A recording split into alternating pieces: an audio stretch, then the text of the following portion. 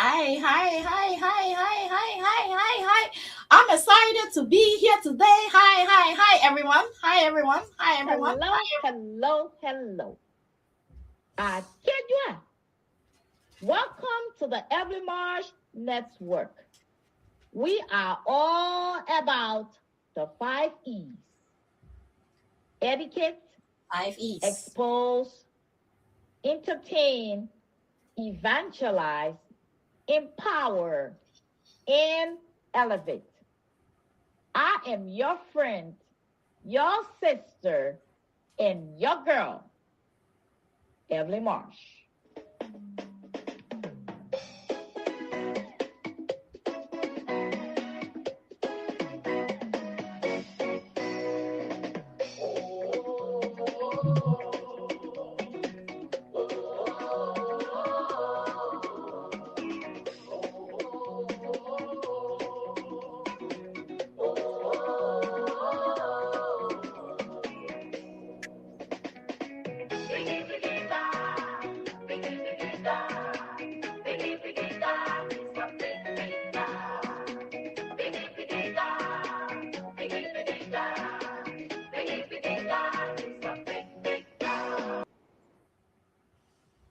Hello, hello, hello, hello, everyone. Hi, hi, hi, hi, hi.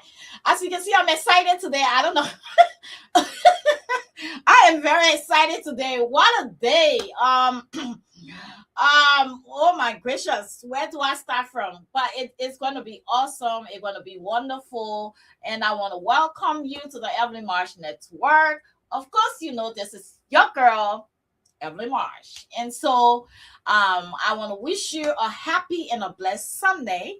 If you went to church in person or online, I hope you had a wonderful time in service. I hope you took something from there. Today is the last day in December, or the last day of the year 2025. And oh man, we want to be grateful to God we are still here, right? So we're looking forward to 2026, what God has in store for us. And so again, I want to welcome you to the Evelyn Marsh Network. If you are just joining, if you are celebrating your birthday today, last week, or this week, I want to wish you a happy, happy, happy, happy birthday. And if you are celebrating your anniversary this week, last week, or today, we also want to wish you a happy, happy, blessed anniversary. If you are mourning the loss of your loved ones, we want to say sorry, have our sympathy. But today is going to be a wonderful day. So fasten your seatbelt. We are here to learn. Before I go any further, I will bring on my personal handbag, my 2 egg, my poo chupu, my poo chupu chupu chupu, my beauty box, my co-host. There she is. Hello, everyone. Welcome to the Evelyn Ma Show, and we are excited that you are here again. Again, like my mother said, today is the last Sunday of the year, and we are rolling into 2026. So, I want to invite you all again to the Evelyn Ma Show. Please welcome and feel free to be a part of it. Share the link, share the live, and everything. We love you, and we are going to be here Monday through Saturday again. It's going to be air in Liberia, Success FM Radio 100.9. So thank you guys. Can't wait to dive into this conversation. On that note, I want you to invite your mama, invite your papa, invite your grandmommy, granddaddy, children, husbands, wives, cousins, auntie, uncles, pots, spoons. I want to bring my pot and spoons and cups, and I forgot. But anyway, bring your cups, your spoon, your bowls, and what have you. We are all here to learn from. We have someone very special in our midst today. Dr. Beckham is our guest, and she's a powerful person. She a powerful lady, and she comes with a lot of information for us today, and it's going to be an awesome discussion, and we just can't wait. So, with that, I'm going to play the first song, and this song is from Myron Cassell, and it say "I'm Still Here." But before I play that song, I wanted to read this because my big sister sent me this today, and I read it, and it really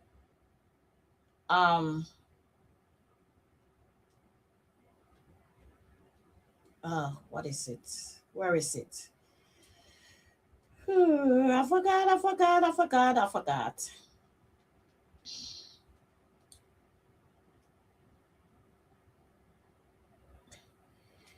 Uh, Maybe I will read it later.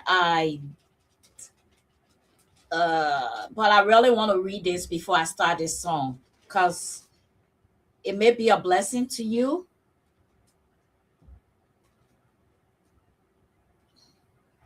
But the song we are going to play is from Myron Cassette, and it says, "I'm Still Here." Okay, so here it is. It said, "Lord, I thank you for all. Lord, I thank you for it all. The good, bad, the ugly, great and small, the times of victory and when I fell.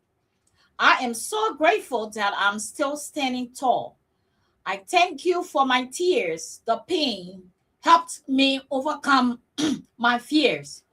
You have been good to me down throughout the years. It's a miracle that I am still standing here. All that I am is because of all that you brought me through. And everything I survived, it's all because of you. I am grateful for you." So I'm going to play a song from Myron Cassette that says, "I'm Still Here." And so I hope this song also will be a blessing to you. I want you to listen to the words and be blessed. Ambassador Myron Cassell, "I'm Still Here."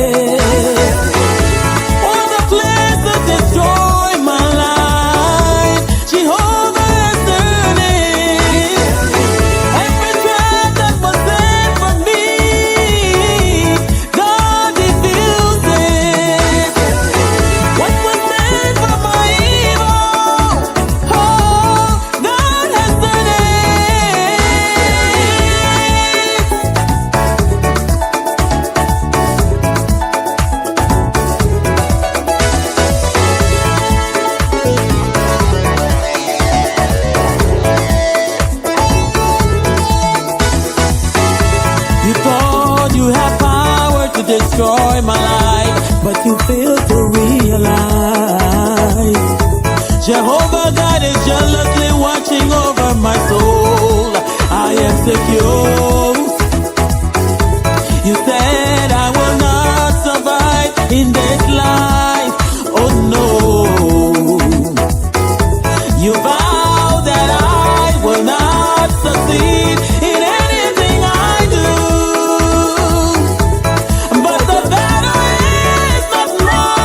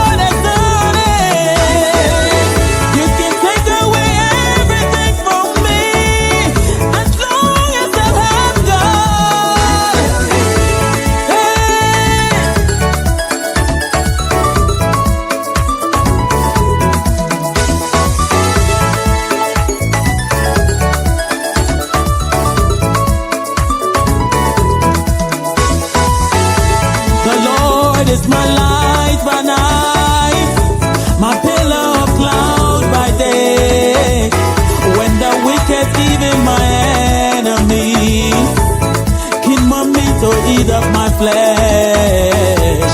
They stumble, stumble, stumble, stumbled and fell. The name of the Lord is my strong tower. I run in and I'm safe.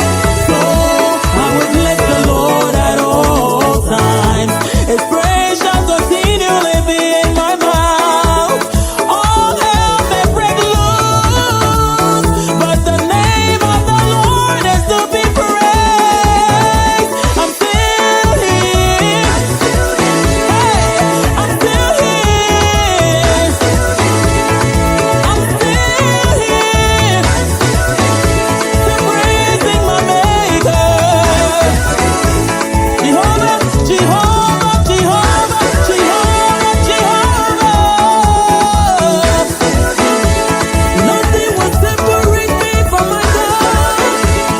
Nothing can stop me from praising Jehovah. I'll still be here. I'll still be here. Praising, I'm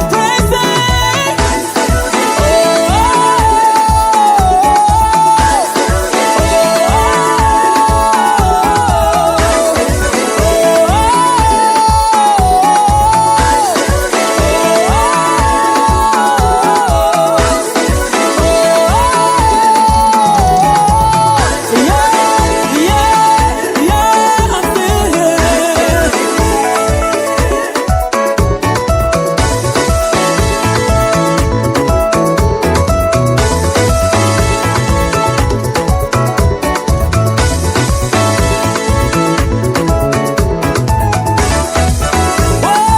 I'm still here. I'm still praising my Maker. Oh, Jehovah, Jehovah, Jehovah, Jehovah.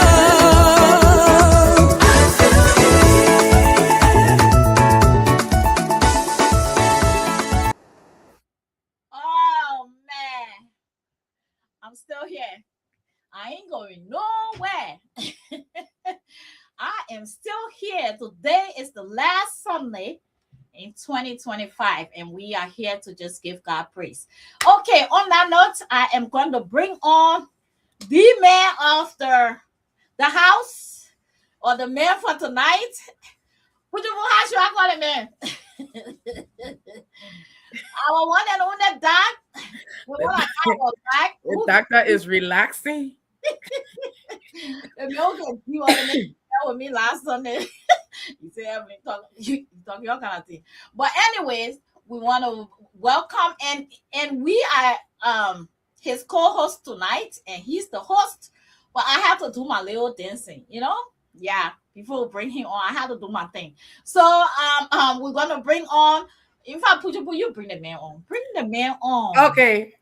Everyone, ladies and gentlemen, the Evelyn Marsh audience, welcome our one and only. Oh, y'all see my background, by the way. Yeah,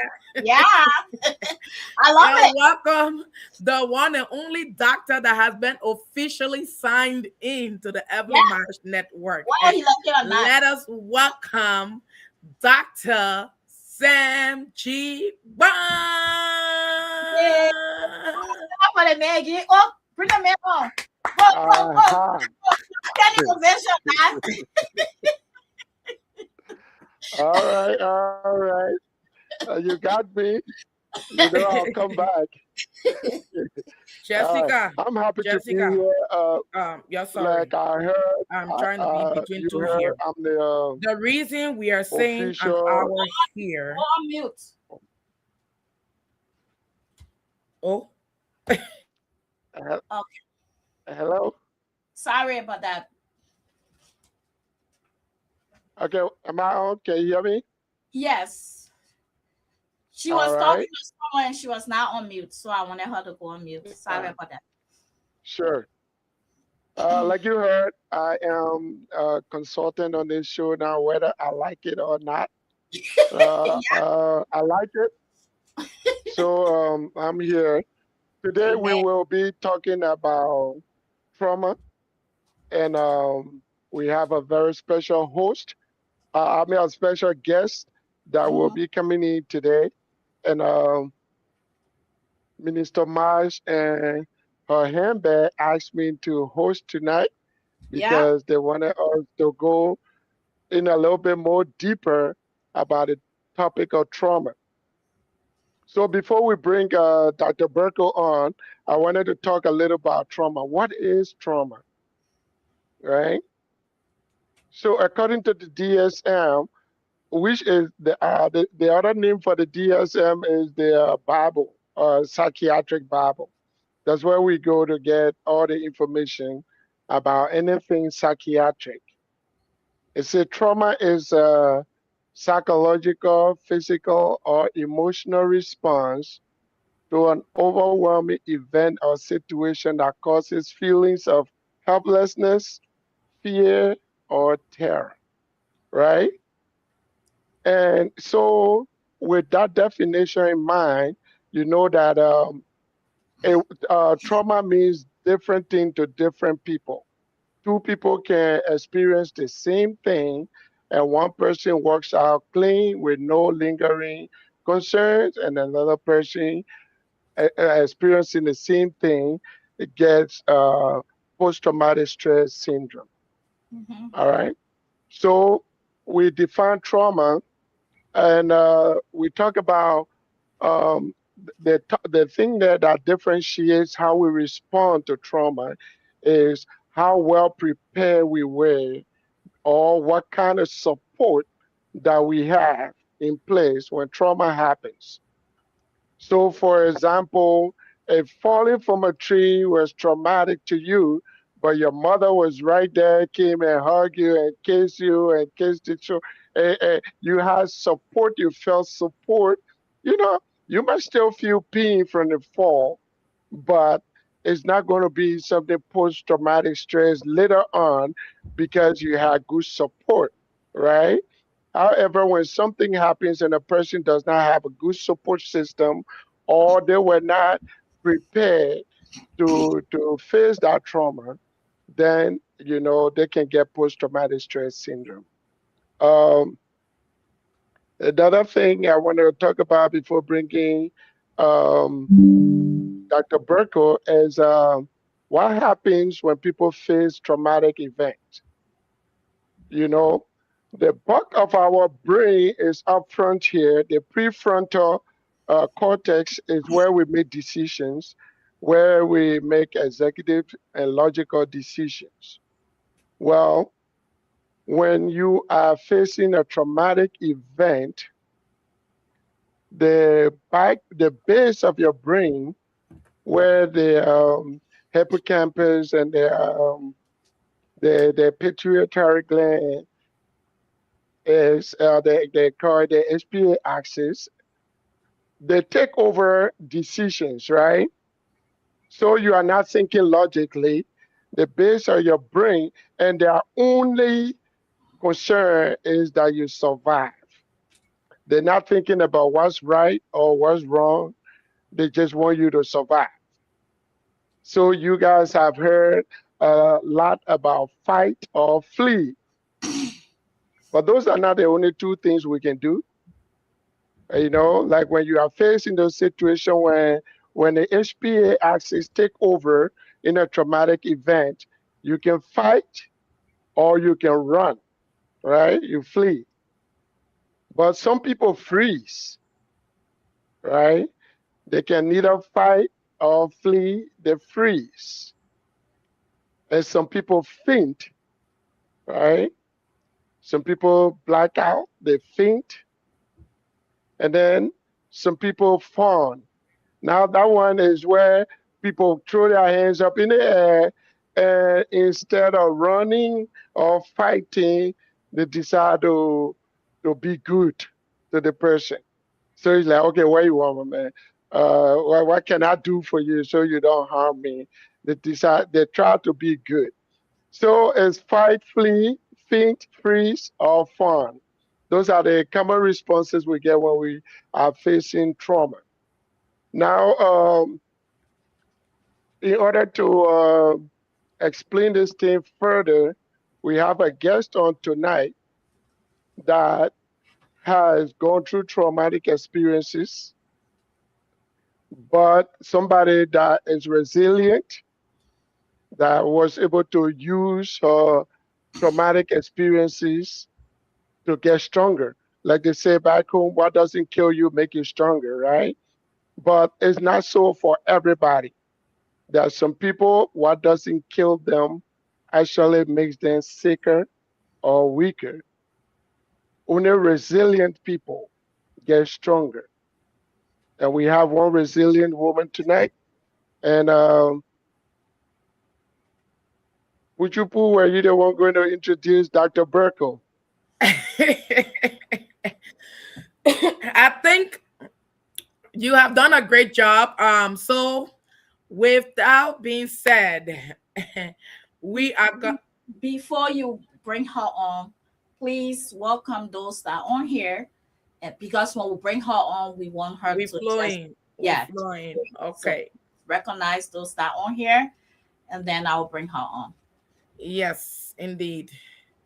So, all the way watching, I mean, if you're here, please make your comment because I'm seeing some people watching. I mean, the number is high a little bit right now, but I'm not seeing, the comment section like that. So if you're here and you have not made your comment, please drop your comment right in here so we can recognize you.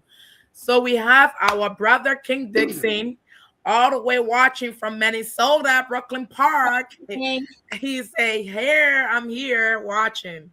Welcome, Brother King. Welcome. We have my grandmama welcome, Annie, King. Pastor Annie Haster. We want to welcome you. She said, I'm here, glad to be here. And we have one of our legends. Our legend in the house. The legend is Woo! watching. Hi, Sis John Jay. Welcome, Minister, Pastor Janje Kwamini. prophetess. Prophetess, she is watching all the way from Philadelphia. We have our own Brother Mike. I love when this man is on. Welcome, Brother Mike, watching all the way from Wisconsin. And Sis Carolyn. Welcome, Sis Carolyn. Welcome. I mean, the doctor invited her earlier, so we want to say welcome to Evelyn Ma Show. Brother Mike, I don't know where they went. What are you running at? We have Sis Promise. We want to say welcome. Welcome, Mother. Welcome, Sis Promise. Woman of God, yeah. Sister, yeah, welcome. We have Sis Sarah Dixon. Welcome, Sissy. She is here. Welcome. The Dixon are in the house. Yeah, And that will be it. And online, we just have Brother Mike, Evelyn Marsh, and all of that. Everybody who's still watching. We're here too, Yeah, we are here. We want to welcome you all. Okay. Now let's get into this. Dr. Kwan said it all. But this guest that we are bringing on, I saw something, she's coming here to talk about her brand new book. She coming here to talk about her book. And when I saw the title of the book, I said, oh boy, I got to listen to this book, because some of us here, we need to be up there. So without no further ado, without no wasting time, we are going to be bringing on Dr. Oretha Berko, all the way from Maryland. Oh, hold on. Oh, we can't bring her on like that. Yeah, we can't bring her on like that. Okay. We have to introduce the woman to the audience. Okay. She's a young woman with head on her shoulder and has a lot to offer. So we just want to do justice today. And again, today is the last Sunday in 2025, right? Yeah. So let's have fun. So Dr. Oretha Berko is a doctor of nursing, practice nurse, practitioner, educator, and author of Girl Raise Your Standards. Born and raised in Liberia and shaped by the trauma of Civil War. We all can testify to that, right? Immigration and personal adversity. Dr. Becker brings a rare blend of clinical insights and life experience to conversations about trauma, healing, and identity. Her work focuses on how unresolved trauma, especially trauma that is normalized, minimized, or culturally silenced, shows up in our standards. What we tolerate in relationships, how we see ourselves, and the lives we believe we deserve. Through her book, Girl, Raise Your Standards, she explores the inner work required to rebuild self worth, set healthy boundaries, and stop living from survivor mood. As both a clinician and a woman who has navigated displacement, rejection, divorce, motherhood, and rebuilding, Dr. Beckon speaks powerfully about trauma that goes unnamed, in intergenerational trauma, immigrant trauma, and the quiet emotional wounds many high functioning women carry without realizing it.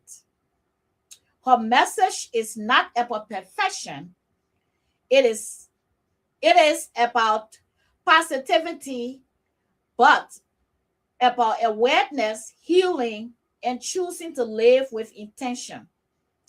Dr. Becker is especially passionate about healing women who understand that raising their standards is not arrogancy, it is healing.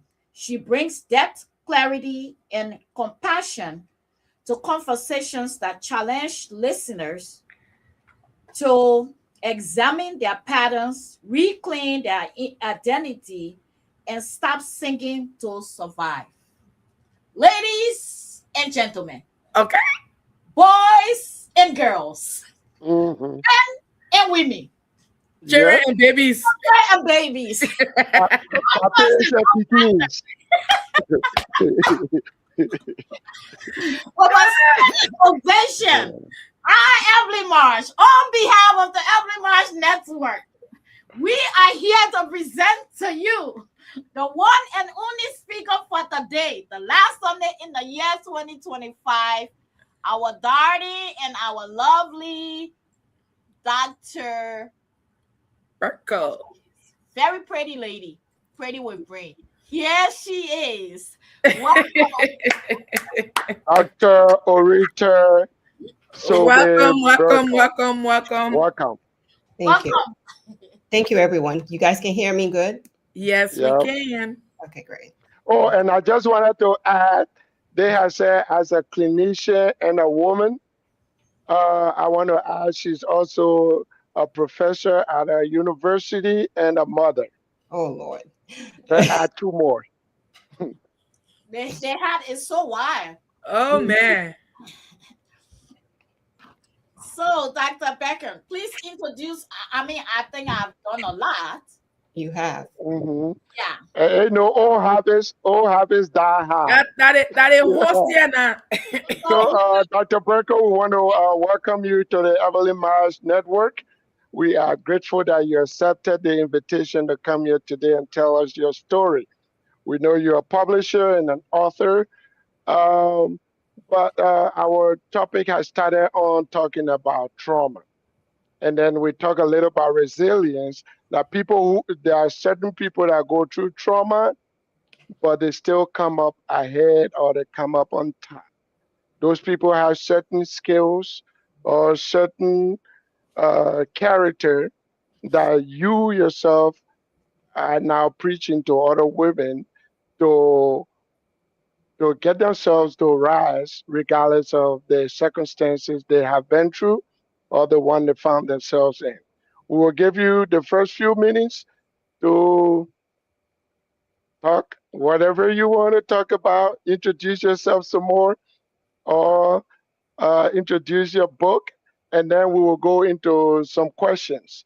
The first set of questions I will be asking them, and my other co-host here, and then we will later on take questions from the audience.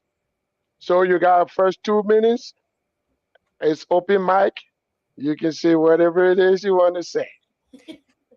Well, thank you so much, Evelyn Match Network. By the way, I love Evelyn Match, just so I get it out of there.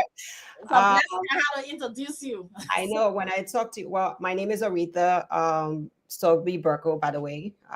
You already said so much about me. I'm like, wow, she sounds pretty cool, right? Um, when you put it down on paper, it sounds well put together. But again, I'm Oretha. A lot of people know me by love. I'm a Liberian, and I'm very excited to be on this network with a fellow Liberian, like all of you.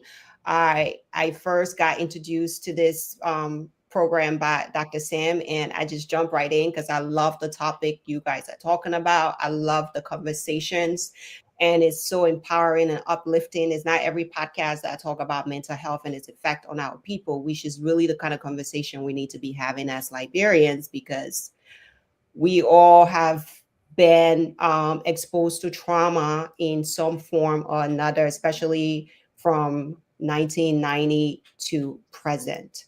So I'm very honored to be here today to talk about this topic and my book, Girl Raise Your Standards. Girl Raise Your Standards, the title alone is talking about standards, and standards from our perspective is what it is that is acceptable for you. That's your standard. What is okay with you? Like, for example, I'm explaining this to my daughter, my 6-year-old daughter. Liberian man's standard is rice. We have to eat rice every day. Okay. If you That go, one not true. we can get our fufu, we can get our cassava, we can eat all the best food in the world. But if we haven't had rice that day, we'll say, I eat nothing today. That little thing. So our standard is rice. That's exactly how standards translate to life.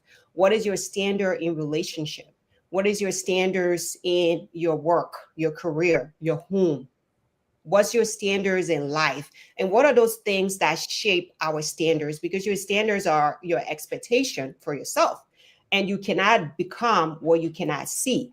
So our environment, the things that we've been exposed to, our family, all of those things, our mindset, they all affect our standards, which is why I wrote this book, Girl Raise Your Standards. And I specifically said girl because, one, I was talking to me. Two, I was talking to women in general, because usually women are the ones that have much lower standards compared to men because of society. Society has conditioned us to have to set the bar low. You're a woman, you can compete with a man. You're a woman, you can be too this.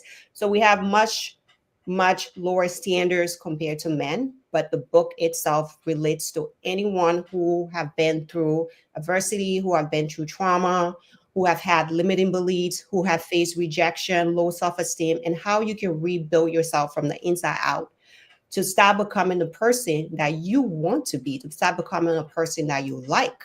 Because the truth is, we all have a story. If we sit here today explaining our trauma, what happened to you during the war, or what happened to you as a child growing up, we all have things that have hurt us. We all have experiences that have shaped us. But at the end of the day, what matters is what we think of those experiences, right? What we believe about them. How have they shaped us? What impact did they have on us from our perspective? So I'm here today to talk about this big topic, and I'm welcoming to all the questions. Dr. Sam, I'm ready for you. So Right. Yeah. Hey. That. All Dr. right, all Stefan, she right. said she's ready So for you. yeah, I like that. Um, you probably answered the first question I had in mind, but let's give you another opportunity to see whether you can expand on that a little bit. Of all the things you can talk about, you could talk You're a young lady that went to school and got a doctorate degree. You're a teacher at a very renowned university. You got your own Facebook classroom that other people go to learn about how to read images and EKG. Of all the things in the world you could talk about, why did you pick this topic to be the very first one you wanted to talk about? That's a very good question. Whew. Thank you. Okay.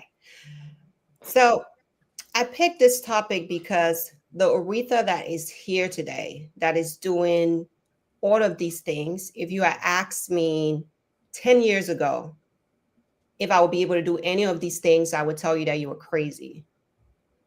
The Oretha I was when I was 17 years old was a very broken teenager. I was hurt. I had a bad outlook on life, and I didn't think I would become anything. Um, so when I want to talk to people about how I became this Oretha, I want to be authentic about it. It didn't just happen one day. I didn't grow up with both parents in a nice home and was filled with love and validation. And I always knew I would be something because people always told me that no. I grew up in a broken home. I grew up with daddy issues. The first time I saw my two parents together was when I was 17 years old, and it was like a brief conversation. Like both Liberians, people like most Liberians, a lot of us had to leave our family and become refugee in different countries. I was refugee in Ghana. I was refugee in Ivory Coast. And then I found myself in America at age 17. My foundation was uneven. My foundation was dysfunctional. So I didn't know what I would become.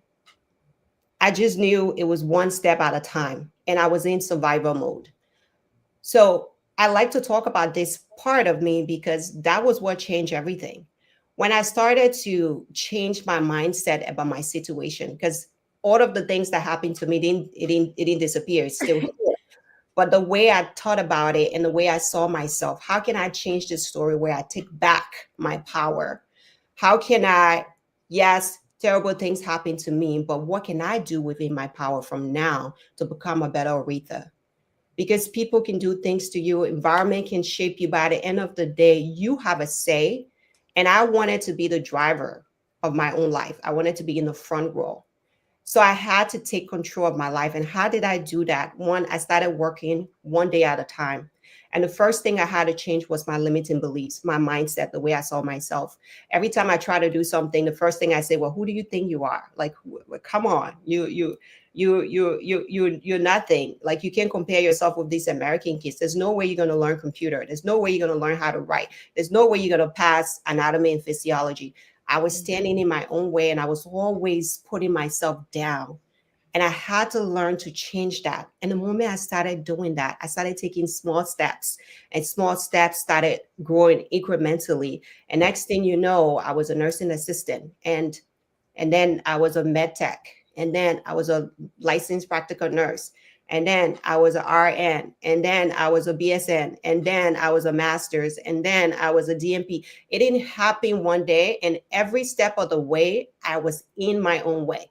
Every step of the way, this journey could have been done a long time ago, but every time I decided to take one step, I pull back, and I'm like, whew, no, this is too scary. No, who do you think you are? No, you can't do this. So most times, and I'm not saying this, I'm not saying we all don't have issues and we don't have trauma that we've been exposed to, but it's the meaning that you attach to it. And it's when you start to look at things differently, that's when your life starts to change. And that's why I wrote Girl Raise Your Standards. And I started with, and I even give it pillars, because I realized that I raised my standards in terms of my career, in terms of my work and what I could do.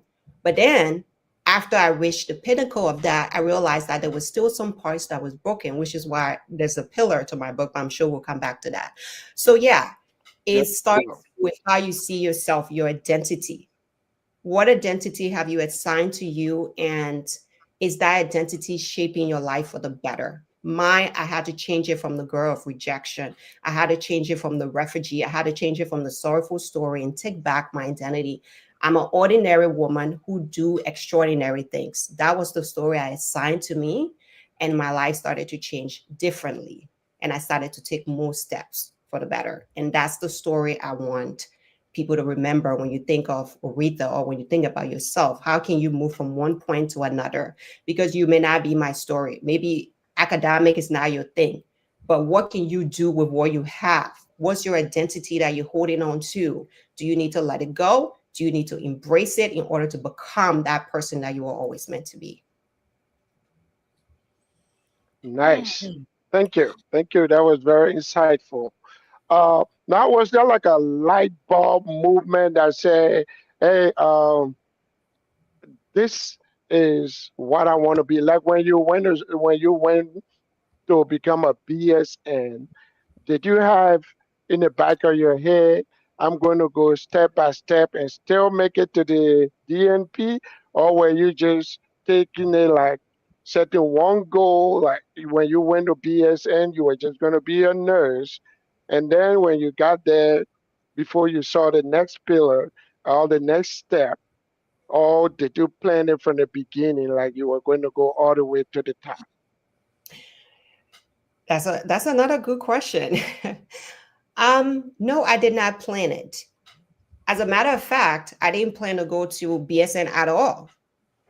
I was okay being a nurse, a RN. Matter of fact, when I became an RN, I thought I had hit the jackpot, and that was it for me because it was so hard going through RN school.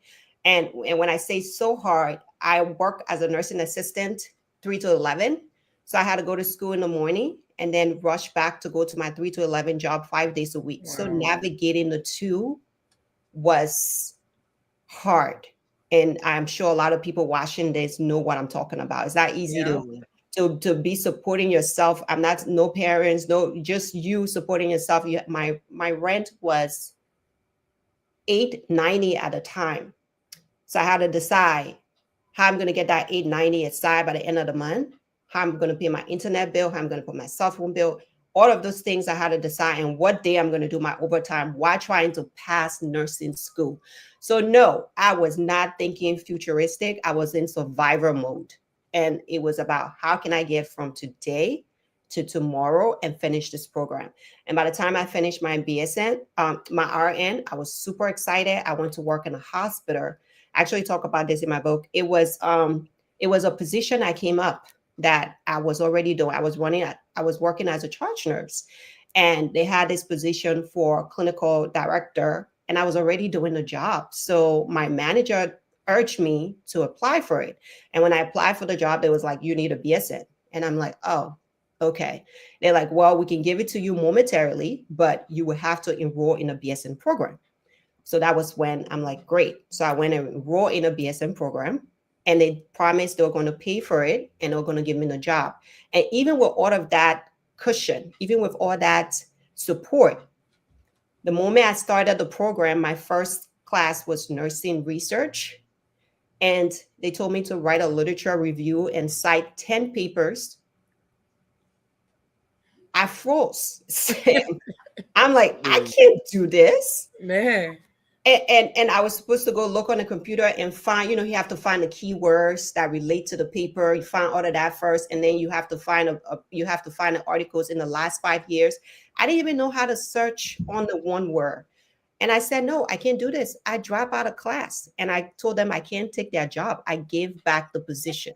That's how limiting belief works. That's how you get in your own way. I did not think I could pass that class. I told myself, I'm not a writer. I'm not smart enough for this. I can't do this. And I dropped the class and I gave back the position. I literally got demoted. Okay. Because I decided that I could not pass this class. I didn't even wait till my first paper came back to see how well I did. I just defeated myself before I even started to try. It was 1 year later that I saw another nurse that had a BSN on her badge, and I was precepting this nurse, and I realized she wasn't smarter than me. And I'm like, wait, how did you get a BSN? How did you pass all those research courses?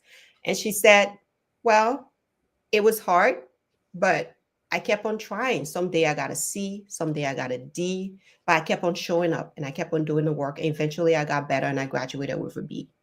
That one conversation changed things. I realized that I didn't have to be a genius. I just had to try. I just had to show up with intention. I just had to stop doubting myself and get out of my own way. And that was when I enrolled back in school and started to try again. And it was hard, but little by little, I figured it out. And it was through that process that I decided I'm not going to limit myself again. That was when I decided I was going to go further, because it's just about showing up and trying, and confidence is going to come. And even if I feel, at least I know that this isn't for me, but I gave it my best shot. And I was tired of standing in my own way and being the own villain in my story. Wow. Good. Wow. Wow. So I mean, like, if you are out there listening, that was one of the reasons we asked the question was, sometimes when people have made it to the top, other people think, you got on some kind of slide that just was smooth that went up. And I can relate to your story about seeing somebody that you think you're smarter than, but they got a degree and you don't. Yep. And now I remember that too. It's like, I was like, man, if that woman can pass that test, I think I can do it too. All right. Next question was, why write a book? Like, most Liberian women that think they got a good idea, they get a Facebook channel or YouTube channel, or they get a gossip column, or they start a WhatsApp group, right? Why the book? Hmm. Wow. So a book, because there's that I would answer that question in two parts. One,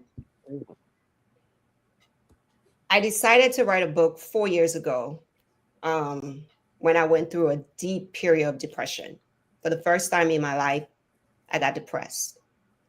And this problem wasn't a problem that I could work a double and get out of. Because every other problem I've had in my life since I came to America, all I had to do was pick up 7 shifts, and I just keep working, working, working, and got my way out of it. It was always some kind of money problem, or I would use my time working as a nurse to distract myself. But this time around, this was different. This was something I have not been exposed to. I didn't know how to deal with it. And it was just downright hopeless. This was when my son got diagnosed with autism, severe level 3 autism. And I didn't know how to fight it. One, I felt ashamed. Two, I blamed myself, even though, that's how the brain works sometimes. And I couldn't get myself out of bed most days. I was not excited about anything. I felt hopeless. And just realizing that I was depressed, that alone, to accept it as an African woman that I'm depressed. This is someone who slept on a mat. This is someone who drank only sugar water for a whole week during the war to survive, right? And now I'm depressed when I lived in one of the greatest countries in the world, and I can support myself. I live in a good neighborhood. You would think everything is going right for me. This is not the time to be depressed. But that was when I felt at my lowest. And getting back to normal, some of the things that helped me was books. Number one, I went to therapy. And again, that was a hard step, because you can educate somebody, but our culture doesn't take too well to therapy. So even though I knew therapy was the way out, it was still hard for me to get myself to therapy. Again, I was getting in my own way.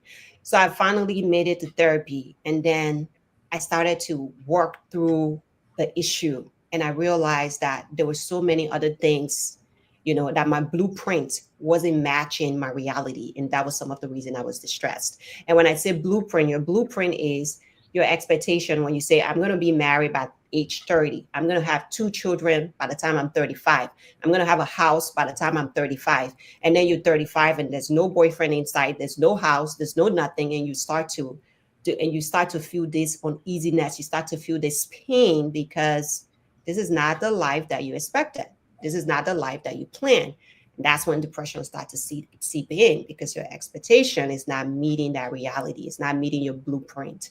So then I had to change my blueprint, and I got that idea from reading a book. I immersed myself in personal development books. I started listening to podcasts, and all of these things was changing my mindset. And and plus therapy, and I became a whole different person. Mm.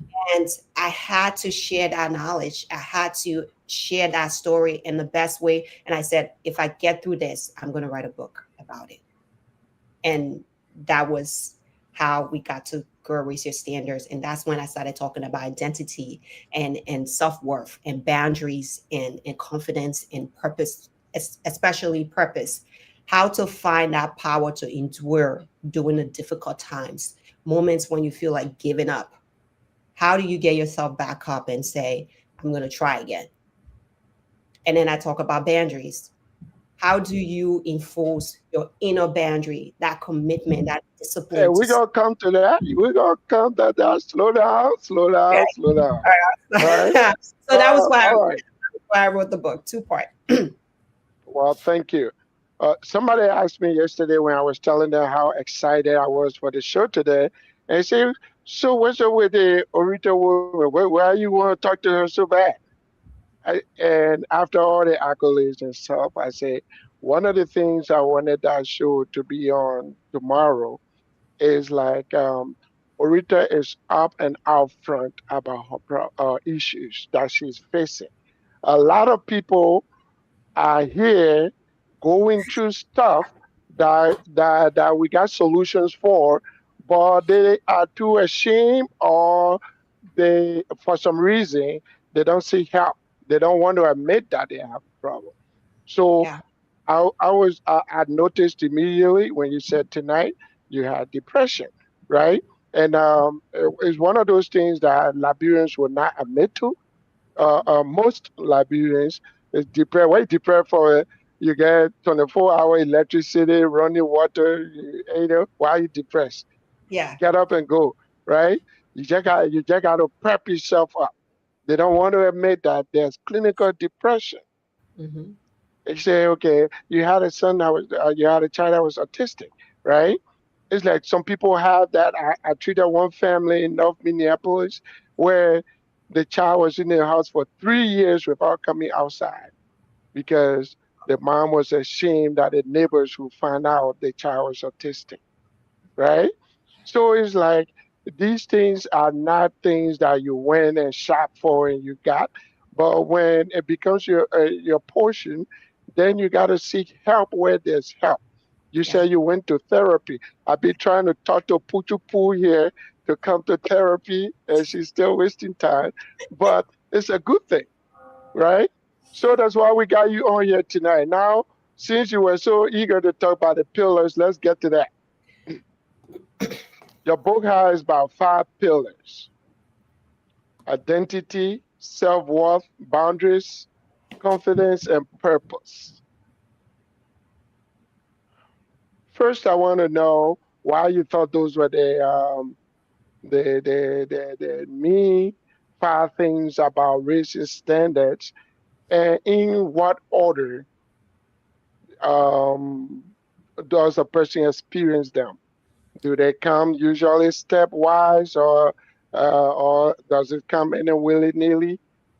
Why did you choose these 5 characteristics as the main thing to raise standards? And how do people usually experience them? Which one comes first? Okay. Again, that's a deep question. I should have known that you guys were bringing a doctor on here to go deeper in this. It's really stock related. Ready for you, So, mama.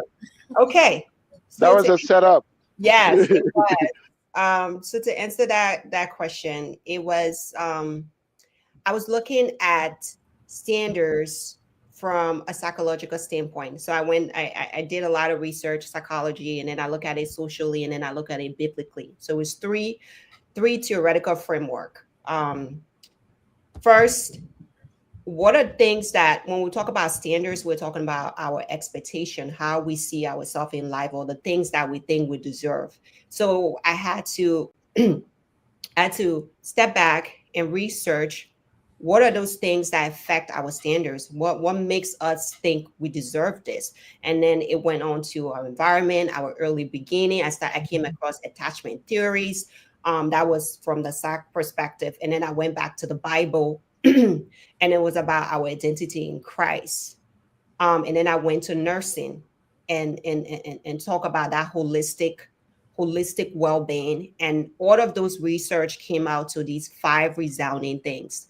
In order for you to be whole, or for you to be what we call a secure attached person, you need to know your identity, and that identity and self-worth go in together. Your identity is your belonging, your family, how you see yourself, your race, your surroundings. Who do you think you are? All of those things that come together to make you one. If that's fracture, we've seen a lot of issues on social media lately. People don't know who they are, so there's a lot of copying. There's a lot of, you see someone doing this one, you jump into it. You see this other one doing this one, you jump into it, because you're not in alignment with who you are. And then when we go to self-worth, which is one of the biggest pillar, and this one was definitely psychology. Self-worth is how valuable you think you are. And this is one of the biggest pillar, and that's why it has 4 chapters in the book. Because self-worth, when you think about self-worth, I want you to imagine a newborn baby. When a baby is born and people come on to see the parents, everybody say, congratulations on your beautiful baby. Nobody stopped to say, hold on, what's this baby going to be? Is this baby going to be a doctor? Is this baby going to be a president? Who's this baby going to be? That baby has inherent worth. That baby is worthy just by existing. That's the kind of inherent worth we're born with. But then as we grow up, things start to change. We start to get validated based on the things that we do, and we start to attach our self-worth to external things, and that's how you lose that. So having self-worth definitely relates to your standards, because if you don't think you're valuable, if you don't think you're deserving of something, you're not going to go for it. And your self-worth has to do with your limiting belief too. If you don't think you're someone that is capable of learning, someone that's capable of having a growth mindset, someone that can expand, someone that can become better, you won't even engage. And then when we go to boundaries, the boundaries part is where the personal development part came in, because your boundaries mainly are your habits, the things that you do consistently. That's self-discipline. I'm not going to allow myself to do this. These are, so mostly I'm talking about internal boundaries, because when we say boundaries, a lot of people say, yeah, make sure you don't let people mess with you. That's part of it. But the main boundaries I'm referring to are those internal boundaries, not allowing yourself to get into situation that you know are not good for you. You're making sure that you have that self-discipline. If you're going to set a goal, how you're going to accomplish that goal, and how you're going to hold yourself accountable. And then confidence will be the working, the incremental steps, believing in yourself, making a promise to yourself, and definitely keeping that promise. Because many times we say, oh, New Year's is coming, I'm going to go to the gym, I'm going to be healthy this year. And then you go to the gym one day, and that's it. You come back and you sit down, you don't go to the gym again. The next time you decide to do something, your subconscious brain is going to tell you, remember the last time you made a promise, you didn't keep it. Are you sure you're going to keep this? And then you start doubting yourself. So the way you build that confidence is showing up for you every day and keeping promises to yourself, and then one to purpose. So all of the pillars, it may not happen to each person according to that, according to the step, but from a psychological standpoint, your identity is formed at an early age. So it is supposed to go in that in that order. You're supposed to have a healthy identity first. Know who you are, know what you stand for, and then self-worth, which starts from your environment, which starts from your caregiver pouring into you. And you alluded to this earlier when we started. You said when you experience trauma, if a kid fall down, and the parents go, oh my gosh, you got a boo-boo, let me kiss it for you, how you doing, and wake you up and put you on the shoulder. The way you would translate that experience, as opposed to when another child fall down and everybody pass by them, is completely different. So that's part of the self-worth. Who's validating you? Who's pouring that love into you? When you don't have that, that's another fracture. And those two are the most important pillars, because if you don't know your identity and you don't value yourself, you can't set boundaries. If you try to set a boundary and somebody tests that boundary, you'll be like, I'm sorry. And I talk about that in my book. I remember when I was like 9 years old, I had this neighbor, Lucretia. Sorry, Lucretia, I'm putting your name out there. And she was such a confident little girl. And and I remember this day she and I was playing, we were playing Lapa. And I threw the ball at her and I hit her. Actually, it was a socks. I don't know if you guys know Lapa. It was a sock. I threw the socks at her and hit her around her forehead. She said the boy didn't touch her. I'm like, are you serious? I got you. She's like, nope, the boy didn't touch her. So I was like, well, if you're gonna cheat, then I'm not gonna play with you. She was like, okay, and she walked away. And I stood there. I'm like, oh my, I'm sorry. No, I was just kidding. Come back, come play with me. I'm sorry. And I ran behind her, apologizing to her because I didn't want her to leave me. So it's how that rejection start when you have that fear of rejection as a kid. When you've been abandoned, you don't want no one to leave you. It doesn't matter how big or how significant that relationship is. You just don't want that to happen again. Your brain experiences it as, this is a big trauma coming, let me avoid it. So you cannot have boundaries or confidence or purpose when you don't have identity or self-worth. So to sum this up, I came up with these pillars because that's what psychology says you need to be whole. I came up with these pillars because from a biblical standpoint, the Bible talk, as a Christian, the Bible talk about your identity and your self-worth and loving yourself. And I even quoted scriptures that supported this. So I went from psychology, I went to a theology standpoint, and then a sociologist perspective and my nursing background to come up with these pillars. Any questions? Thank you. So it's a well-rounded book. I think my co-host have put Janetta put the book up. If you can put it up again, let them see it. It's only $19.99 on Amazon. Get a copy, guys. Listen, maybe this will be the light bulb movement for you too.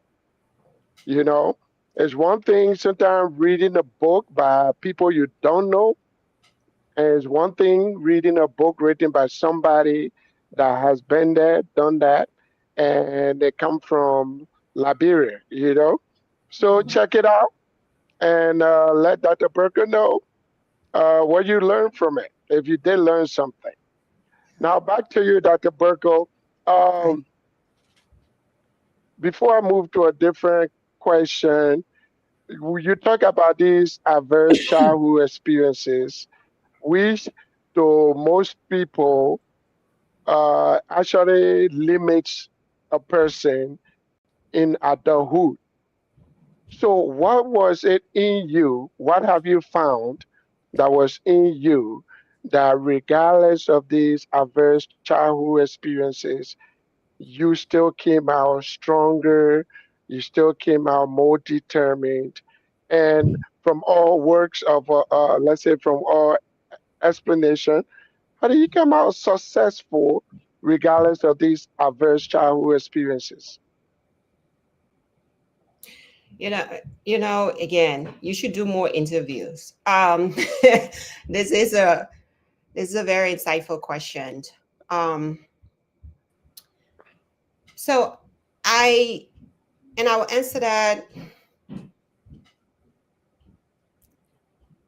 I thought about my resilience. Again, most Liberians are resilient because we have no choice. We were thrown into it. So you have to rise up to the occasion and you have to survive. But most of those times were in survival mode.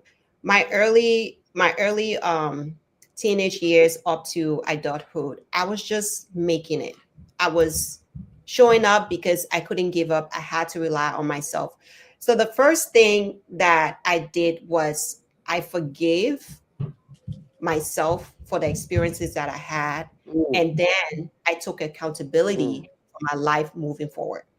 That's the first thing I had to do, because I remember when I show up, when I was in my nursing assistant program, everything that went bad, I'm like, oh, if this person hadn't done this to me, maybe I would have been here now. It was that blame and blame and blaming and blaming, and I realized that it wasn't helping me. It wasn't taking me anywhere. So I had to let go of that, all of those things that I didn't like, all of those experiences that didn't serve me. I had to let go in terms of forgiving myself and forgiving those people that did it to me. That was the first step. And then I started building and building and building and building. But the most important point I want to make here is many of us, we go through life in this survival mode, building, building, building, building, building, trying to become better.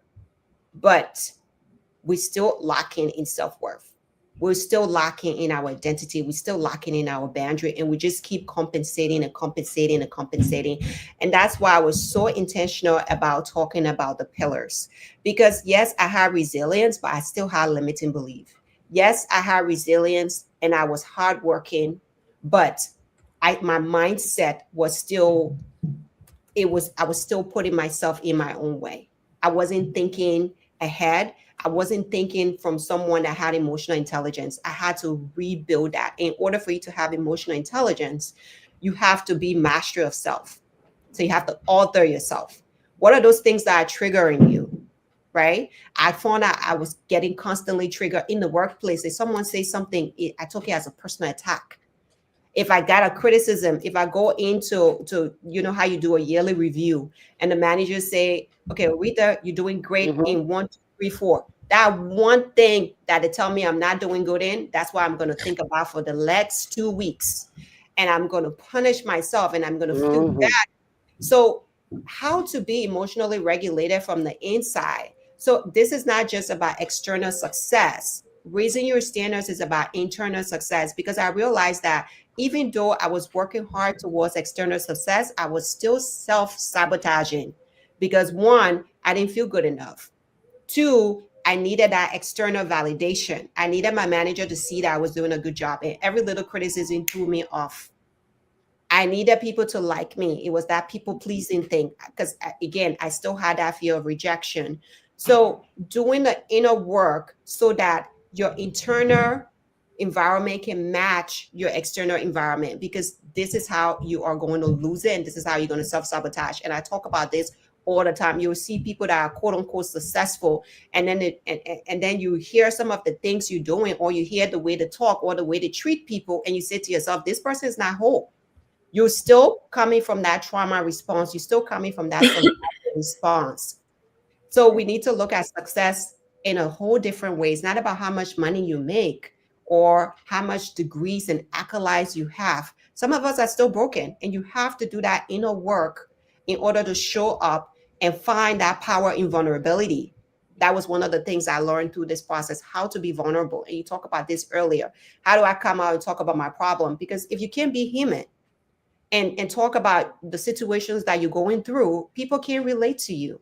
Your whole message is just, because your story is not my story, but I'm telling you that I was fearful and I had to work through this. And it's okay for you to say that so that you can get help, so that you can seek help. So success is not just making money or going to school or becoming quote unquote successful. Is healing from your trauma so that you believe that you are worthy of that success that you're achieving. If not, you just keep doing it more and more for the recognition. You just keep doing it just so other people can see that you're doing it. And the moment it take away that attention, you don't know what to do with yourself. So it's about healing yourself internally. And that was what I needed to learn. Despite, doing the work and showing up in my hard work, I needed my internal environment to heal so that I can be securely attached. I needed my internal environment to heal so that if someone say, Oretha, you're ugly, because that's one of the things I struggle with, and I talk about this in my book. I never used to smile as a kid because people told me my nose was too big. So I won't smile in pictures. I'll be like, I will keep my face stern, because if I smile, my nose spread. Oh, look at her nose. Look at that big anchor on her face. So I always felt that way. So then again, you had to change. You had to decide, do I want to keep this belief, or can I see myself as beautiful? What's going to happen if I look at myself as beautiful, or if I tell myself, Aretha, you're beautiful? And a lot of people struggle with their looks. So you can get all the money in the world. Someone give you one criticism, it throw you off your track because you haven't built that self-worth. So if there's one thing that I want Good. to show in terms of and let me just end this. If there's one growth that I want to highlight, is how you do that inner healing. Good. Thank you. That was very eye opening. And so I think we're going to call you again because as you tell your story, I'm thinking there's going to be a time where we want to actually go through some of these stories. But I wanted us to focus mostly on the book today, and Mhm. then we will bring you back and we'll focus on the story, right? Okay. Because Okay. the more I hear about your story, the more interesting I think it is. Not only because you survived, but you thrived. And a lot of people out there are looking for models, role models that they can see going through some of the stuff they are going through today and still find hope in their experiences. Now, you've talked a lot about standards today, and you said standards were expectations, right? Sometimes I Yes. can't read my own handwriting, but, but expectations or the way we see ourselves also. Um, in your book, you wrote, your life does not rise to the level of your dreams, it rises to the level of your standards. Mm. Please explain. Yeah. So yes, everyone has dreams. But your expectations, your standards are those things that you need in order to feel okay, in order to feel aligned. In science, we refer to this as homeostasis. So your standards is, this is my expectation, this is what I deserve, and this is what I'm gonna get. Every day you work to get your standards. The relationship you're in right now, that's your standard. Your bank account right now is your standard. The moment you decide this is no longer my standard, that's when transformation happens. And many people reach this transformational stage when they're in a crisis. And I have experienced it so many times whenever my back is against the wall.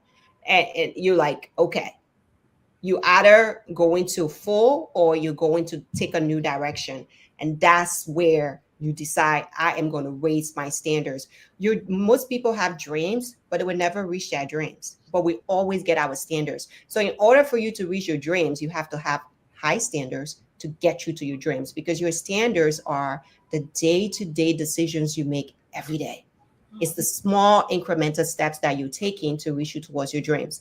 So you may not always get your dreams because you have to have that hard work. You have to have that discipline. You have to have the right environment. You have to have the right mindset.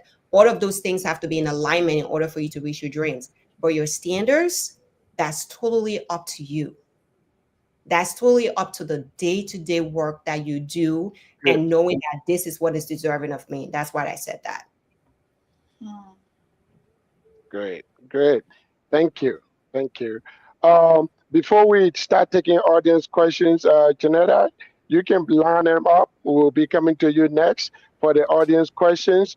But Dr. Berko, we want to say thank you for answering our questions and for even showing up here today.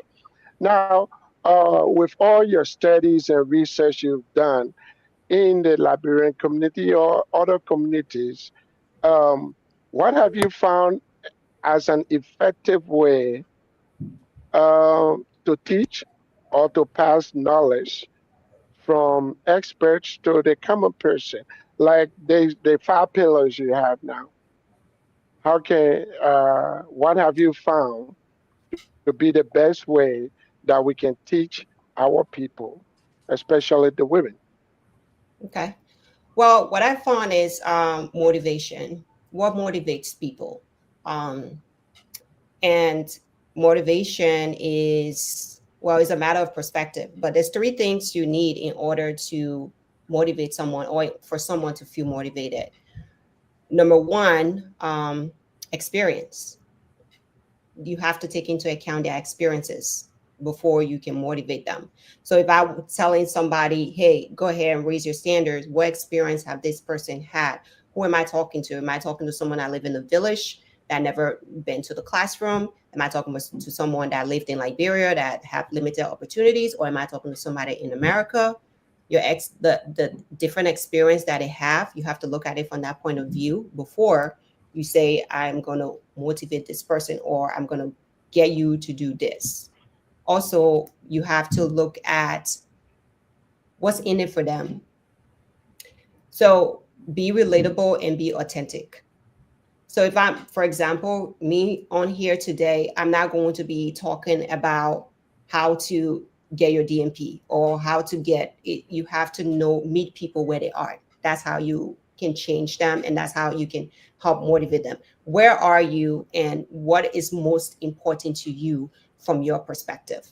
And I say this because I had a friend that went to Liberia to teach CPR to JFK and the staff at JFK.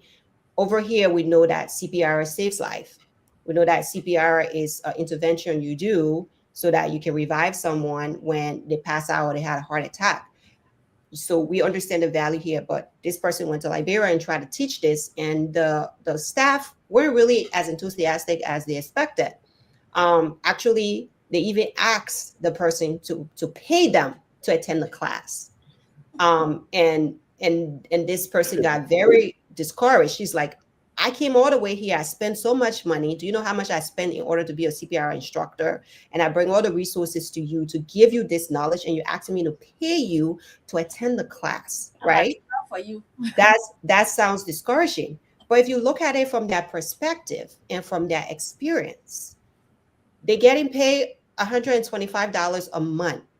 Adding value to their profession doesn't serve them. You still get paid $125. They don't live in a merit-based society where the more you know, the more expertise you have, the better you will climb the career ladder. That's not the system they live in. So you're looking at it like you're coming to save them, to teach them this valuable thing that will help them in a career, and they're looking at it like, what's in it for me? So in order for you to reach someone, you have to look at their point of view. What's important to them? Because what's important to me may not be important to you. My problem right now is I'm struggling with whether my son will ever speak again. That's not your problem. Your problem may be, can you make your mortgage? Your problem would be, is your son going to start acting right? We all have different things that we are interested in. So you have to meet people where they are in order for you to help them or inspire them. Good. Very good. Ms. Jonetta, you want to take some questions from the audience? Alrighty. Wow. Your story is very, very inspiring, touching. And the book alone speak of itself, you know. So I'm just gonna welcome a few people and we go into the questions here. We want to welcome Dr. Emma. Hi sis, welcome if you're watching. Thank you for tuning in. Minister Pastor Joshua, welcome. Servant of God. All right, we have a question from Brother King Dixon here. He said, Dr. Oretha, how do you address the systemic barriers like unequal access to resources or cultural expectation that prevent girls at the time from meeting those standards? Okay. So I would say, one, what systemic barriers? I guess are we talking about America? We're talking about Liberia, and access to resources or cultural expectations that prevent them from reaching those standards. Which standards are we talking about? But I'll just pick one. So if we're talking about in Liberia, unequal access to education or resources, like I said before, you have to meet people where they are, right? I'm not saying that I have the panacea for everything, like this answer to everything, but what can you do with what you have? Number one, what's your identity? What's your self-worth? What are your boundaries? Let's start there. So if I'm in Liberia and I don't have the knowledge or I don't have access to school, number one, right? What else do I have access to? How can I optimize myself? How can I become my best self? Because education, some people are not educated, but they've done great things. So you have to look at your situation and decide what you want to be and then go for it. Because systemic issues will always be around. Unequal access will always be around. Those things are not going to go away. Even from Jesus' time, he said the poor will always be with us. But has there been people from villages that never been to school that traveled to Morovia and put themselves through school if they really want it? Yes. Has there been people that taught themselves how to play instruments, even though they didn't go to a school that had those resources? Yes. So there's always a way if somebody is determined to do that, which is why the point here today is to tell you how to develop your personal standards, because there's no one size fit all. How to have the right mindset so that you cannot limit yourself when you want to go for something, because scientifically, when you put your mind to something and you say, for example, you get a red car and you say, you know what, I'm going to get this red car. I'm going to be the only one with this red car. And you get into that car from the dealership to the red light. You may see 3 red cards or 4 red cards or 5 red cards because you weren't aware of that before. But now you have activated your reticular activating system, which is your RISE system. Now your brain is focused on that and is laser focused on that. That's exactly what you want. So the first thing is intentionality. What do I want for myself? Once you focus on that, you start to gravitate to the things that you want. So I'm not telling people that, oh, you can just get up and be anything. And then another point I want to put is there's capacity versus capability. There are a lot of things you may have in your capacity to do, but do you have the capability to do it? So it's finding the best next step and aligning that for yourself. That's how you raise your standards in whatever. It is not just academic, in relationship, in your friendship, in your family, in your communication skills, the way you show up. All of those things. How can you become the best person you want to be? And it starts with being intentional and saying, this is what I want and I'm going to go for it, and overcoming your limiting belief, adopting your identity. This is who I am. I'm a child of God, or whatever religion you're here to, knowing your identity and anchoring yourself to it so that external world won't drive you away from it. And loving yourself to the point that you know that you are valuable, whether you're uneducated or not, and going for the things you want. So I guess when you talk about unequal access, you're talking about confidence in terms of doing the things and reaching there. Like, how do you get yourself there? First, think about it, commit to it, and you will find out what's best for you. Wow. Beautiful. That's awesome. Sis Caroline is here. She said, please go to Amazon and get a copy of Girl Reach Your Standards. Welcome, Sis Caroline. I think that's her first time, but we want to welcome you. Sis Promise, she said, wow, amazing. Welcome, Sis Venus. Welcome, Ray. I believe this is based on when you were talking about what people were saying about you at the time. She says self-reflection is always good. So thank you, Sis Venus. Brother Mike, he said, Dr. Berko, Dr. Berko, your name is quite interesting. Is the name Turkish related or related to West Africa, Ghanaian Akim tribe, which reference the first male born? I just want to know, just want you to relax a little because you are doing a great job. Question. In your opening, you laid emphasis and standards, and I am wondering if you could talk about core value in relation to standards. Hi, Brother Mike. Thanks for your question. I think I've already addressed that. The core values is the same as the core pillars. You did a couple of Is times. identity, self-worth, boundaries, confidence, and purpose. You need those 5 things in order to be in alignment with your standards. Those are the 5 pillars. It's the same as core values. You can use them, or foundation. You can use them interchangeably. And my name is Ghanaian. My name is Ghanaian. Yes, that's my husband's name. My real name is Sogbie, and that's from the Global Tribe. Oh. Oh, Caroline, answer the question. I think back in Liberia, they call it Sogbie. But in America, this is Sogbie. But it's Sogbie. The American people can chop. I want Nina and nobody. The American people pronouncing it phonetically. So good. Alrighty. She said go to Yeah. Amazon and get a copy of the book. Brother Michael, welcome again. Welcome, buddy. Tui, I'm sorry if I'm saying your name wrong. Please forgive me. Tui man. She, Welcome. she said, wow, that is very insightful, doctor. And then okay. I And see Sis Caroline is really doing a promotion here. Ca- Thank you, Sis Caroline is Caroline. like a sales agent tonight.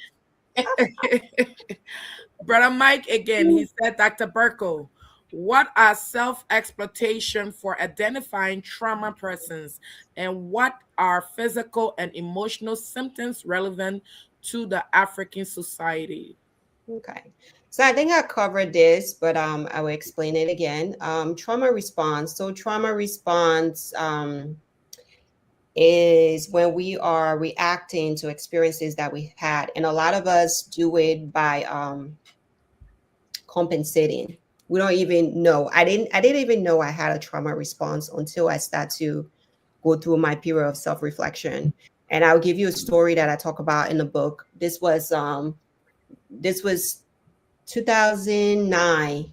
My cousin came from Liberia to visit. She was pregnant at the time, and she came with her friend. So there was 4 Liberians, and we went out. This was on July 3rd. We went out to a restaurant, and we're standing in line. For whatever reason, that restaurant was very crowded that day. We're standing in line waiting, and fireworks went out. Okay, this was like around 7 p.m. And we just hear boo, boo, boo, boo, boo, boo. And all 4 of us lie on the ground flat and Mhm. cover our ears to the ground. You And the took American, over. for 5 minutes, I was in the fetal position. The fetal position is like when you fold your knees to your chest and you cover your hair like this, like you begging on the ground. 5 minutes later, we realized that, okay, there's no problem. We got up, we're looking at one another, and I'm checking on her. She's looking on me to see if we have holes or anything. You okay? You okay? You okay? And this was just a firecracker. Okay. And people around us was astonished. They took out their phone and they were video recording. We didn't even realize what was going on.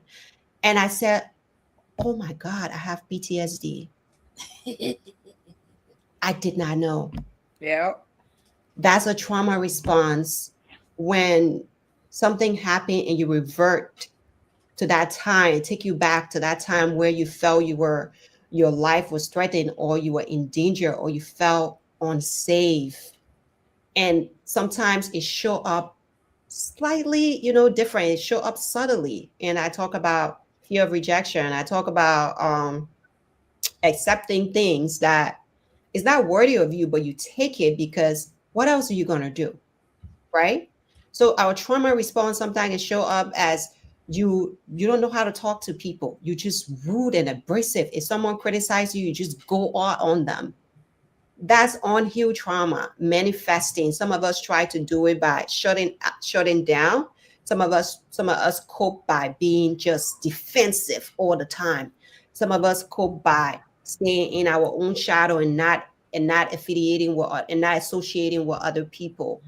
So there's different way people experience trauma, and it can show up physically, it can show up emotionally in many ways. And I show Sam we expand more on this. But Yeah, let me jump in there for a minute. okay. Sorry, Dr. Barker. No, go ahead. I heard my name and I was ready to jump already. Right? Yeah. So, like, when we are assessing for trauma, um, the symptoms come in like 5 categories, right? And the 5 categories are in two big groups. One group is where you are re-experiencing the trauma. So some people go through trauma and then they have nightmares about it all the time. When they go to bed, the same trauma keeps happening to them while they sleep. Now, whether you are sleeping or not, when you are dreaming about that trauma, your body responds as if you are in the same place at the same time, right? So people re-experience it. The other way they re-experience it is flashbacks. You are sitting in a quiet place and stuff like that, and you suddenly zone out, and you find yourself back in that space where the trauma happened, and then it re-traumatizes you each time.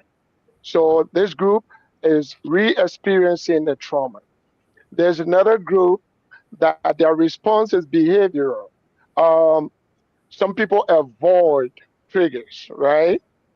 So you got traumatized in North Minneapolis, so you would never go to that part of North Minneapolis again. Or you got traumatized by a certain person, and then you got a speech from that person, you will never see that person or any relative of his or something. You avoid the triggers, right?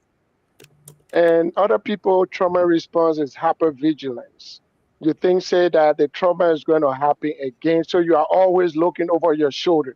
You're always on guard because you don't want to be re-traumatized, but you spend so much of your energy just watching over your shoulder to make sure that doesn't happen. The last one, which is very common, but people don't notice, is called global conclusions. That's where one person traumatized you, and then you come up with this global conclusion by the whole people. So, like during the Civil War in Liberia, it was common to just hit, kill people, or crime people, right? Because you were traumatized by one of them, that means every one of them.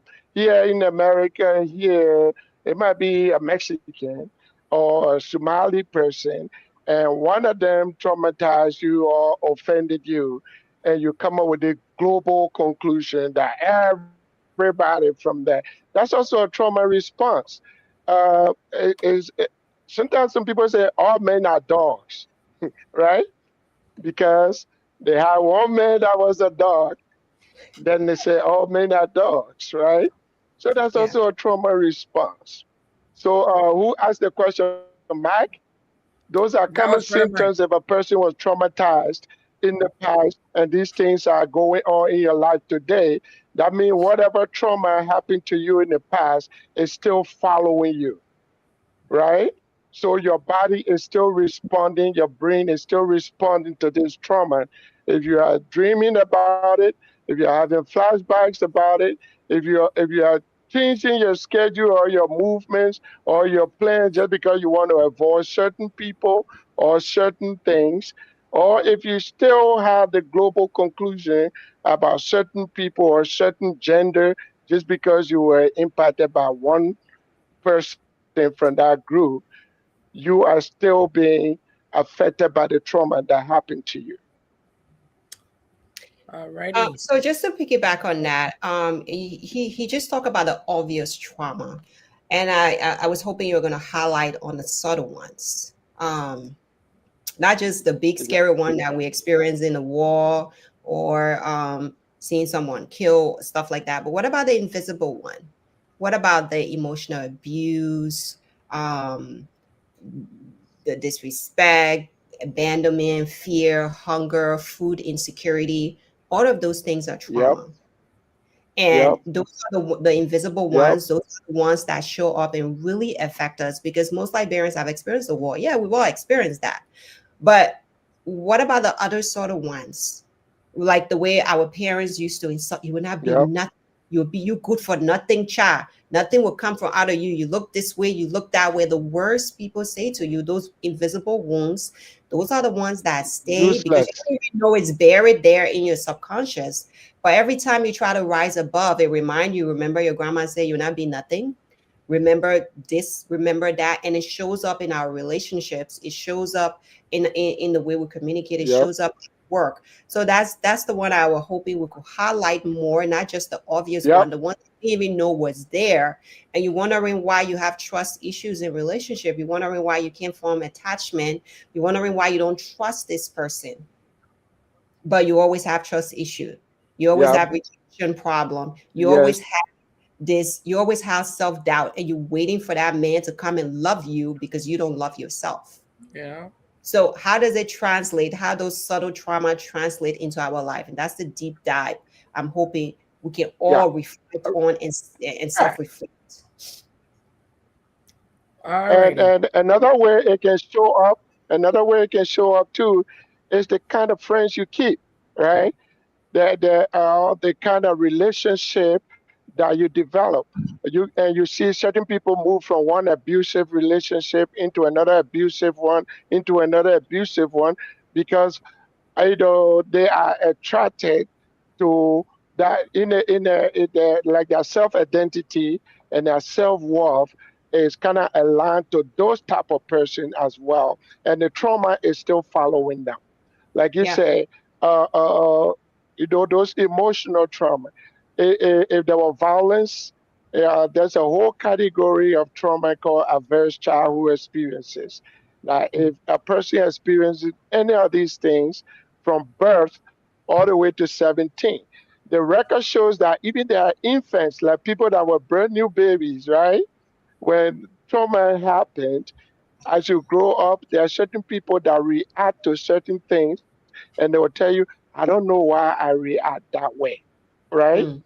It's like, okay, yeah, your body still remembers certain things, even though your memory can't get to those things, your body still remembers them and responds to them. So Mm. violence, any kind. If you are a child, it does not have to be just you. If the person you depend on, the person that takes care of you, is being traumatized, it also traumatizes you. Yeah. So when you are witnessing violence, it also impacts you, right? Having a family member that has some sort of addiction or a mental health problem, right?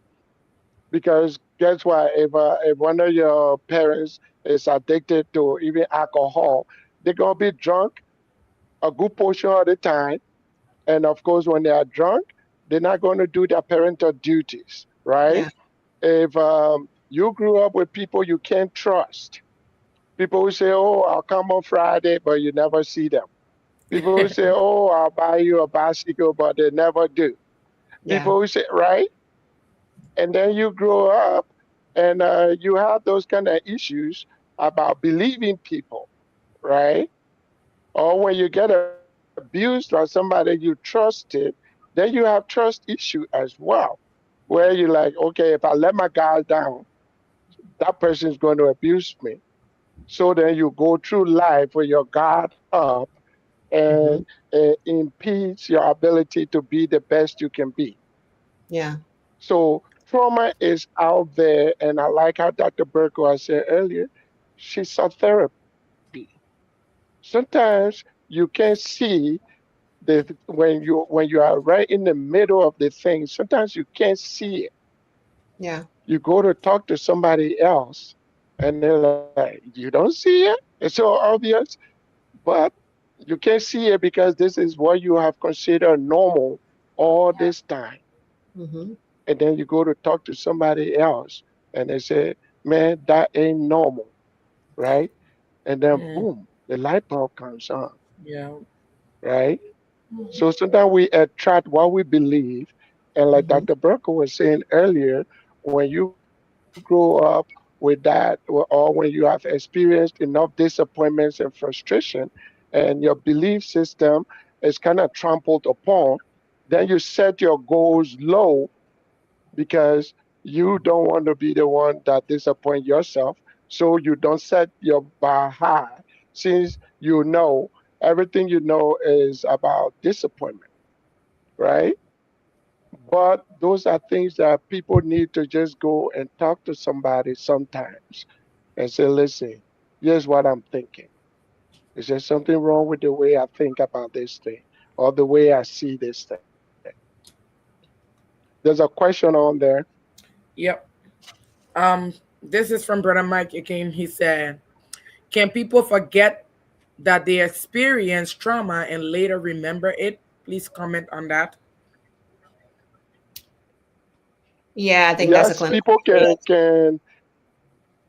Go ahead. Go ahead, Sam. Yeah, you know how to say you put the thing in the closet, right? So when trauma happens, depending on your age and your ability to to perceive the trauma, right? Sometimes when trauma happens, the brain does not have that capability to even figure out what just happened. So some people just is like literally take that experience, put it in the closet, shut it up, right?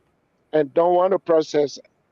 So then in the future, something happens that pop the closet door open and then the trauma comes out. There are special type of therapy that they can do too, that Mhm. people who have experienced trauma or who have all these trauma responses, but they really can't remember the stories behind them. There are specialized therapies like EMDR or hypnosis that can get people to go back to those places and actually open up those closets. So Oh, literally, yes, Mike, people can have traumatic experiences that like the blank, let's say the blackout, or someplace there, your brain does not forget, your body does not forget. They continue to remind you either in your dreams or flashbacks or triggering event that Mm-hmm. there is something in the closet that we have not yet processed. And mm, some people are so scared of what is in the closet, they rather carry the burden alone than seek help and have somebody open it up for them. Mm-hmm. And wow. sometimes it's voluntary too. Sometimes we don't want to remember those experiences and we can suppress those memories Yep, ourselves. So yeah, we do that all the time. Like that's how your body compensate. Like you do something really horrible, you don't want to think about it, you don't want to be depressed about it. So you form a different story and say, well, that person was yep, wrong anyway. They did this to me too, and that's why I did this. And then you very justify it, true. you cope with it, and you say, well, you know that any rational person would have done that, and that's how you get over it. You try to compensate and you make yourself feel better. So yeah, it can be involuntary and voluntary how you whether you choose to remember your trauma or not. We do it all the time. Wow. Yeah. Yeah. Yeah. So I we learned everything. rationalize things. Alrighty. I believe this we said thank you, Dr. Berko and Dr. Kwan, for highlighting the invisible trauma within various communities, outer and inner community, especially within the family setting. Thank you. And that will be the end of the comment section here. Thank you, I think Tui for All highlighting. right. So I get my guest back for the last few minutes, Yeah. right? All right. Dr. Burko, you have done very well. I think most people that attended the platform tonight, they are going to be well informed. Um, Everybody, don't forget, go on Amazon, buy a copy of the book, not just for yourself, buy one for your best friend and your sister, buy one for your auntie. This is not just for girls, just so you know. Yeah. The five pillars there are universal. They're not just for girls. So if you have not bought somebody their Christmas gift yet or their New Year gift, get it for them, and Amazon can mail it to them, on your behalf. All right, Dr. Burkle, before I let you go, if any of the people listening tonight have to take just one thing from this 2 hour lecture we just had, what would be that one thing you want them to remember? I think the one thing I want you to remember is self-worth. Self-worth, self-worth, self-worth. Reflecting on how valuable you are. Mm, Um, that you're the only one of your kind. That it took literally took a miracle for fertilization to happen. The possibility that that one cell would become fertilized and turn into this human being. Um, so don't play about you. Most of we have lots of enemies, lots of villains, but most time the biggest villain in your life is you. Is your mindset, is you getting in your own way, is the self-doubt, is that little voice in your head telling you who do you think you are. What make you think you should have the audacity to do this? And learning to build that little voice to speak positively to you. I can't stress how invaluable that is. Learning to build your inner voice, your subconscious voice to trust you, to give you good advice, to find good counsel. So self-love, rebuilding what was broken. Good, good. Um, so even like I know Dr. Berker talked about being a Christian provider as well. And she said, I think it's a Bible verse that talk about you being fearfully and wonderfully made, Yep. right? It's not just Yep. biological. You were fearfully and wonderfully made. Yep. So we have this thing we say in our practice that you are not the name that people call you. You are the name you answer to, Mhm. right? Oh, I Yeah, love that. So yeah, other people have opinions. They can call you. They can call. They got their opinions about you, but that does not make you, right? Hmm. Hmm. You are the name you answer to. So if somebody calls you a name that you know does not represent you, they're not talking about you. You don't Yeah. have to answer. Yeah. That person that told you you were useless, they don't know you. That's not your name. That's not your amen. portion, Yeah, right? yeah, So these things only are going to they are going to impact you because you accepted them. And some Yeah. of them we have accepted them so long we think is natural, we think is normal. First it start with somebody saying you are useless. And after a while you yourself start saying I'm useless. Right? Somebody say you're stupid and you hang on to it for a long time and next thing you know you start calling yourself stupid, Yeah. right? But you are not the name they call you. You are the name that you answer to. mm. I Come will on let my now. co-host, uh, Sister Apostle Minister, maybe she Ah, got something to say. Kendra. We totally forgot her I today. know we forgot that We too with you totally there. forgot her. Sister Marie, I do, and let me you happy tell for a her little I bit. will let your show. Since Evelyn, I do have a riddle that I give everybody whenever I do a podcast. So the two of you are not exempt from this. You guys ready? Go ahead. Okay. So a woman goes on a date with two guys. The first guy she goes on a date with, he shows up in a nice car, picks her up, bring her flowers, take her to a nice restaurant. They waited for that reservation, sat on a table, had a lovely dinner. Everything was exquisite. He put her back in the car, drive her home, and said, "This was a great date. I hope to do it again. I hope to see you again. It was such a great experience spending time with you." The second guy, the next day, she went on a date with another guy who shows up to her house 30 minutes late in an Uber. He got to the door. He said, "Listen, you are beautiful. You're gorgeous. I didn't even think you would go for me. I apologize for being late. I just want to let you know that you're way out of my league, but I just decided to take a shot with you anyway. So I'm glad that you accepted to go out with me. Let's go." She was a little taken aback, but she went through with him. And they come outside and he's like, "Well, I don't have a car, so we have to take your car." So she gets in her car and drive him. And they go downtown. And he said, "Listen, I'm going to perform. You know, I'm a musician. I'm going to play my guitar. I'm going to perform. And I'm going to earn us money so we can go eat dinner. So all I want you to do is hold on to my hat." He gave her his hat. He said, hold on to my hat.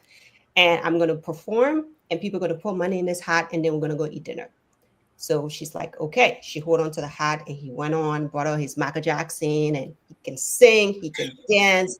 And passerby start to put money in the hat and she's dancing along with him. And at the end of it, they had enough money and they went to dinner and they ate. Got back in her car, came home, and he's like, "I had a lovely time. You are the woman of my dreams. I hope to see you again."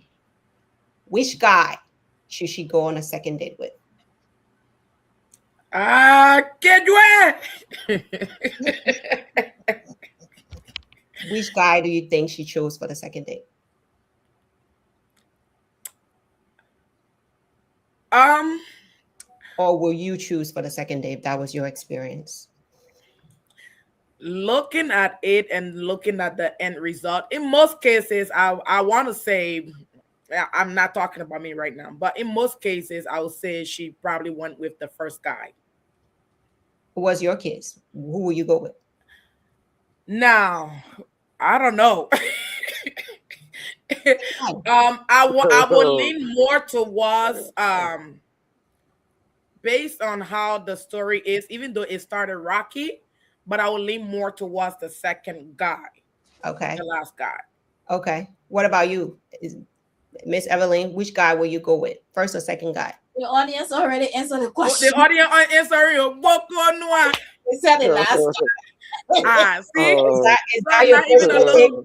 Is Okay, that your personal take, sis? Which guy will you go with? I- And audience, why? Can you tell me why, please? Can you just type why you choose that? Sis Evelyn, which guy will you go with? knowing her, None none, of them. None of them. Mm-mm. no. Why you say yeah. My point. Can I chip in I because always, I'm a I dad always say though. Mimi. Go ahead, But Dr. no, I mean, if I was the woman's therapist, I, no. You I would exempt from say, answering this okay, question. You exempt you Dr. Pang, you You exempt. exempted from okay, it.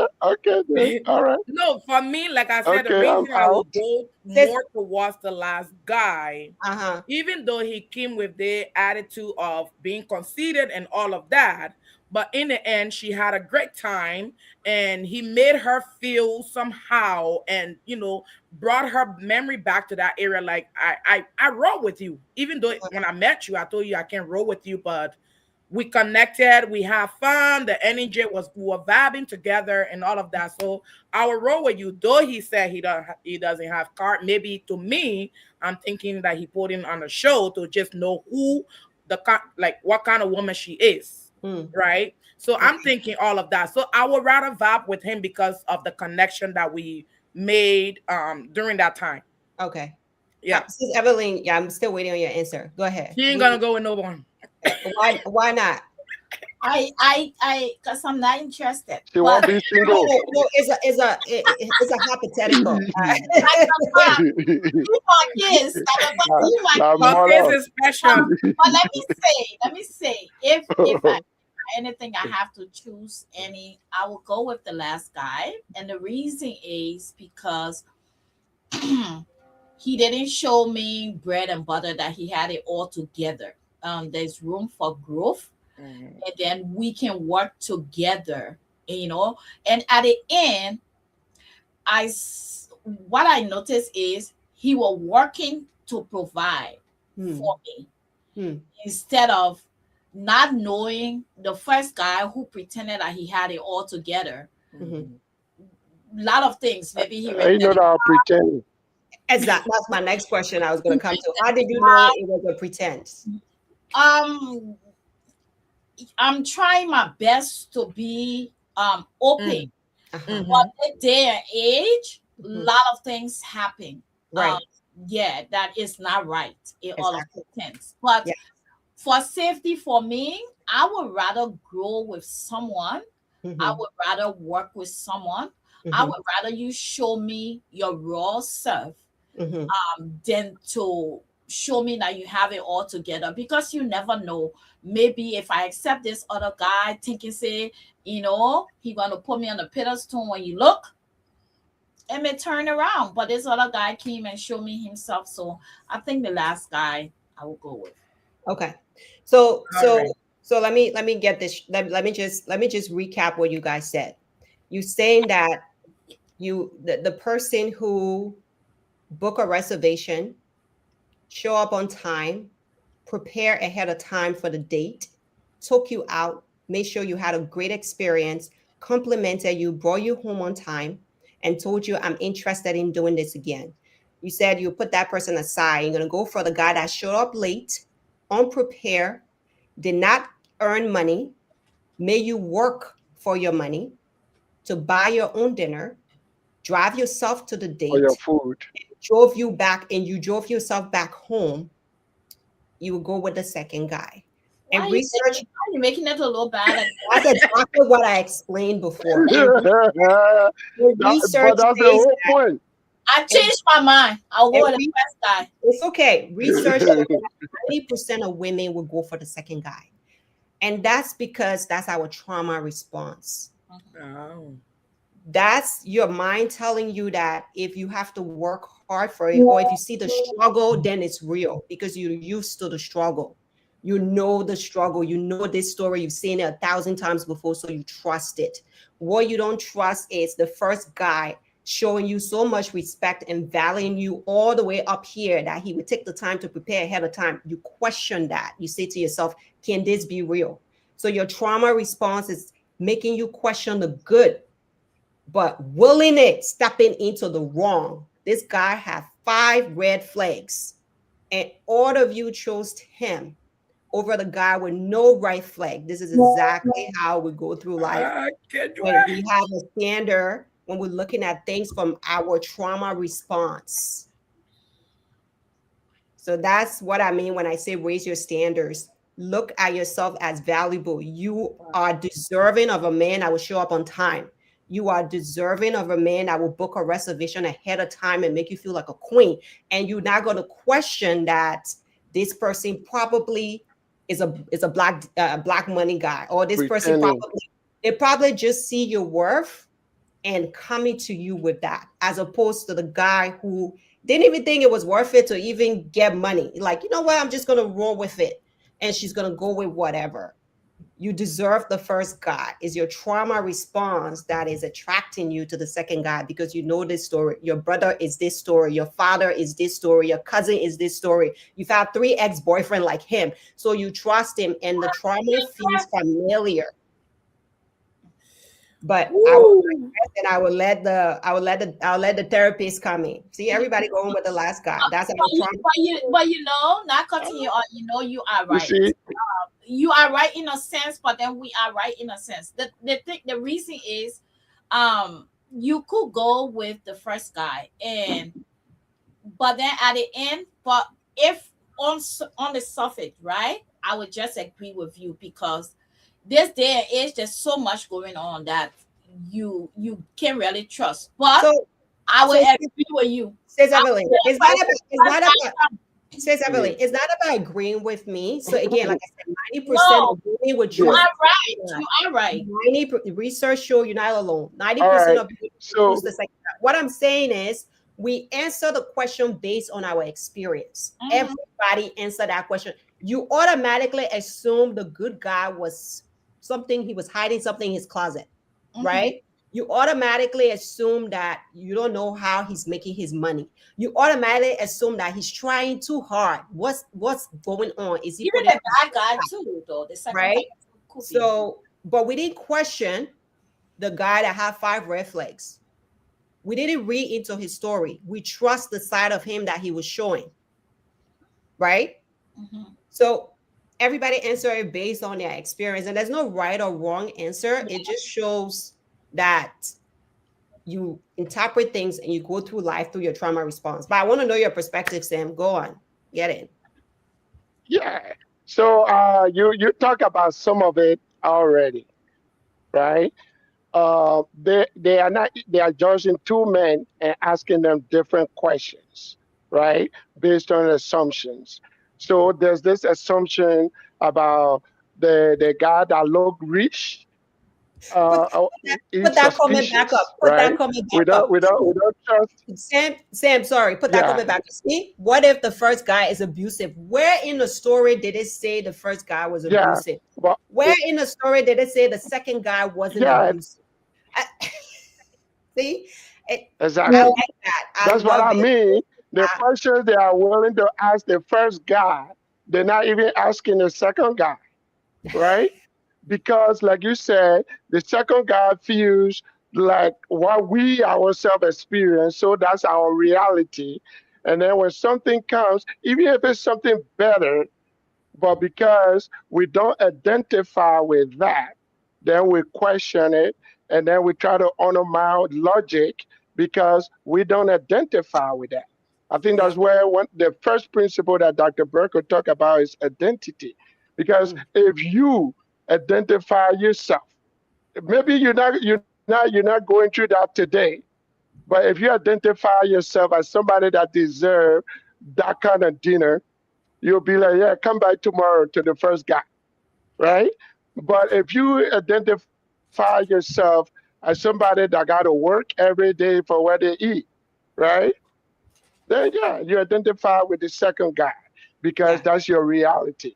So the part about the riddle is you accepted the person that represented your reality. Now Mm-hmm.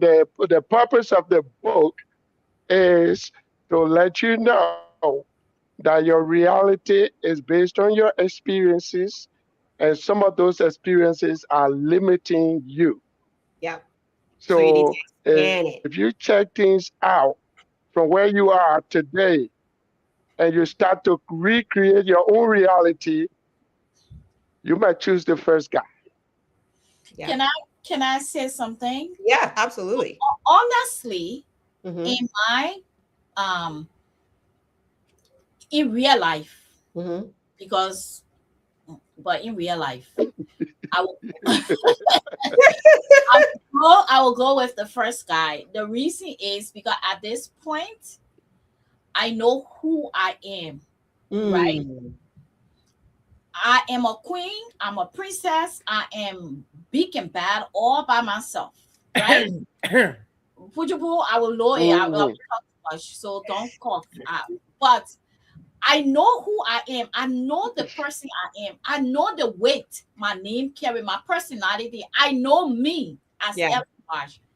So I am not willing to suffer with anybody or struggle with anybody and think that it will get better tomorrow. Mm-hmm.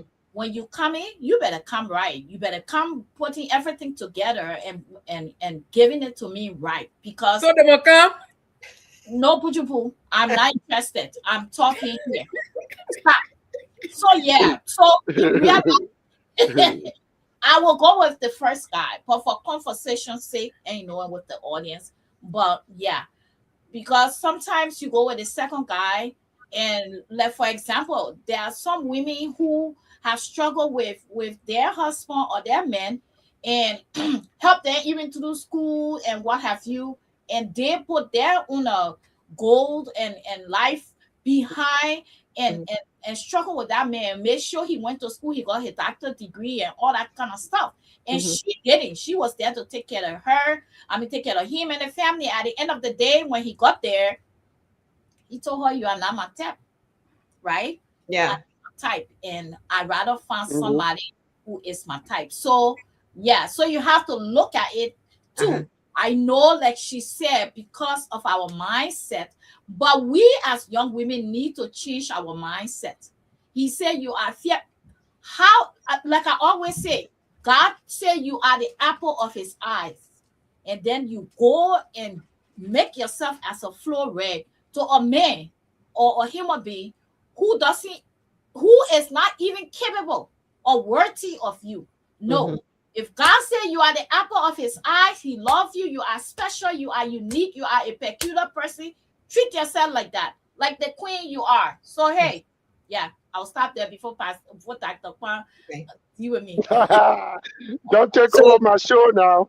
so Jules, so Jules, Esther, I want to come back to you. So now that we recap this, do you still what's your stance now, the before and the after? What's your take? She will go there with the first guy, not on my No, watch. no, no, no. She's gonna speak for herself. She's gonna You speak for got you herself. gotta you gotta back When a yourself mother up, really talking, they don't get to you.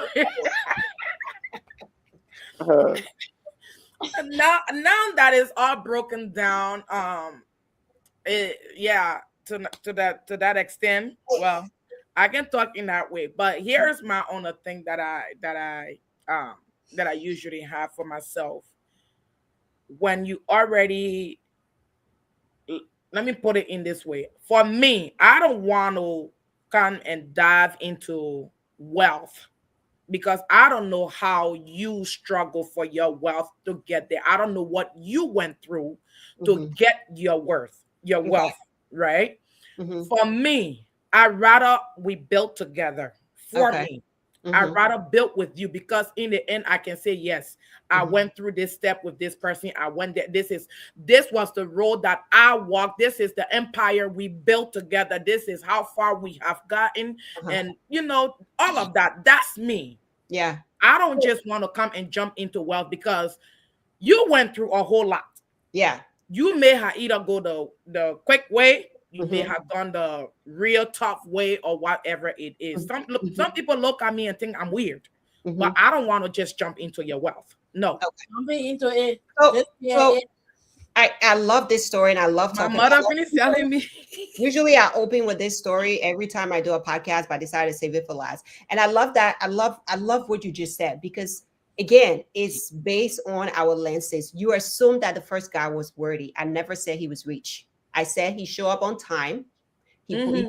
With his car, he took her to a nice restaurant and he made a reservation for the restaurant. I'm explaining his habits and his discipline and it's step how he planned in advance for this date. I never said he was rich.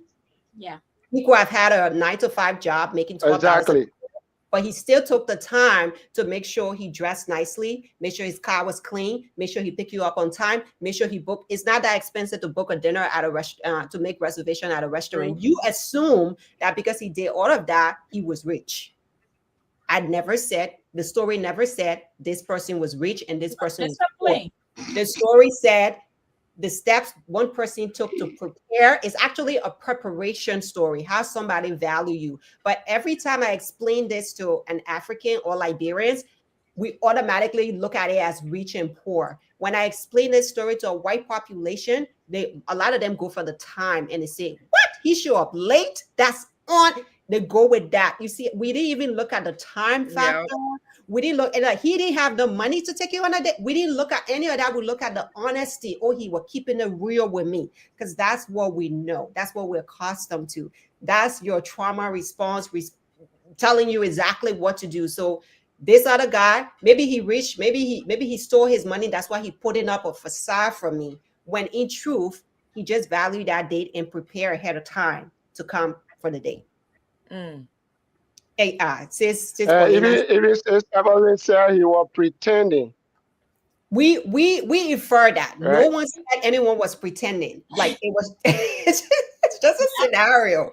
So let's assume both had good intentions, right? And I love how we questioning the character of the guy that did everything right, but no one is talking about the character of the guy that did 5 things wrong. The guy that did five Nothing things right. wrong too could be pretending too, to be honest, just to test That you. Right, yeah, but that's why what I didn't said. we Mhm. Maybe he's Yeah, pretending. but that would make the story too long, and we put pretending that nobody pretending. Okay, Everybody just show up their Everybody authentic just self, let's okay. With let's right? all the five welcome red flag, I Paulina. Yeah. agree. Welcome. Let's welcome Sis Paulina. Welcome Doc. Dr. Paulina. Paulina, Oh, thanks for being on okay, Dr. Paulina, welcome. Sis, I think I welcome Sis Venus already. here. Yeah. Okay. Divine Favor, welcome. Where's she going again? I Welcome. know I saw her comment here earlier. All right. I think we have made it to Okay, our she's right spot here. where Joe, we we will want to say start thinking welcome about to you wrapping up. guys. So, Yeah. But Dr. Kwan, before you wrap up, can I just say uh, yeah. quickly, please? I want to say Oh, thank sure, you sure. to our partner, Success FM 100.9, Point right? nine. Yes. That's our partner, and this show will be relayed in Liberia Monday to Saturday from 9:30 p.m. to 10:30 p.m. Also, he took it a step further and he asked people to Subscribe and subscribe to our follow. channel, follow our Facebook channel, and we jump on that challenge as well. And I want to say thank you. We want to say thank you to almost 300 followers just from, I think, from Friday or from Saturday, from Thursday to today. So we are grateful. We want to say thank you. Please continue to subscribe so that we are able to even bring you more topics and conversation like this. But thank you to our the new members of our families. Thank you, thank you, thank you. We are grateful. Yeah, Dr. Pan, back to you. Yeah, so thank you, Sources FM. And even those of you who are listening tonight by YouTube or Facebook, do not forget to subscribe or follow so that we try to bring informative information to the community here regularly. Dr. Berko, we want to say thank you very much for spending this time with us. You Yeah, know, we know with the kind of standards you have, 2 hours of your time is not easy to spend. yeah. And for you to set aside that kind of time to talk to us, we are grateful. We will not take it for granted. I am hoping we will call you back so we can talk stories. But guys, if you do not have a copy of the book, please make sure you get a copy. And then last word from you, Dr. Berkel. Thank you so much for inviting me on the podcast. Thank you, Sis Evelyn March. Thank you for all that you do. I talked to you the last time, and I told you that your music took me through the Civil War in when I was a refugee in Ivory Coast. I listen every day. On Monday, you see. On Tuesday, you lie. Wednesday, On you Wednesday. smoke. What On do you Thursday, say again? on Saturday, uh, you basketball all day maybe we'll long. have a concert here one day. Funny kid. Then on Sunday, you take your Bible, you put it under your arm and say you march to church. You better check yourself. Uh, examine yourself. I love it. I like So thank you for all you do. Thank you for bringing us this channel for talking about important conversations that we need to have in our communities. It may not be trending, but I love that you stick to topics of value. Thank you for taking the time to educate, to inspire, to live in your truth. I have admired you for a long time. I'm very glad to meet you finally. And to your daughter, thank you guys for this platform. Dr. Pan, thank you for your time and thank you for all you do. You're such a pillar in our community. I definitely will be reaching out to you for more. I have a lot of friends that are new to the SAC world and they need some mentorship and stuff. So I'll definitely be reaching out to you. I know your plate is full, but I'll bother you anyway. But thank you to the audience for the questions. Thank you for Anytime. this time and opportunity. And I pray that we will all do the inner work to up our standards and become the best versions of ourselves. Thank you for having me. I appreciate your time. Ooh, thank you for being Thank you. on. We love you, and we will get to you All again. right. So, guys, this is me saying good night. Um, I was your guest host tonight. Next Sunday, you come see the apostle and the handbag. It'll be here to talk about another interesting topic.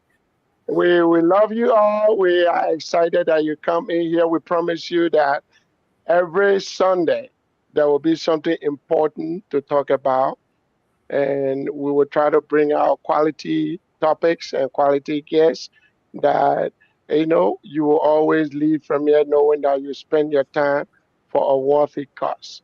So Yeah, from my end, it will be good night. beautiful. Alrighty, everyone. We want to say thank you again for tuning in. It was an awesome evening. At least some of us got to, have our memory jog on what we got to be doing down the line when somebody coming to holler. Mhm. Yeah, My Marvin is telling me she's not going for the first guy, but I want to, but we I still want got to open this time too. I must say carrying her for the first guy too. it's not possible. We still do background check. We're doing fingernail checking everything. But anyways, it was a great show tonight. The woman came out. She talked about her book.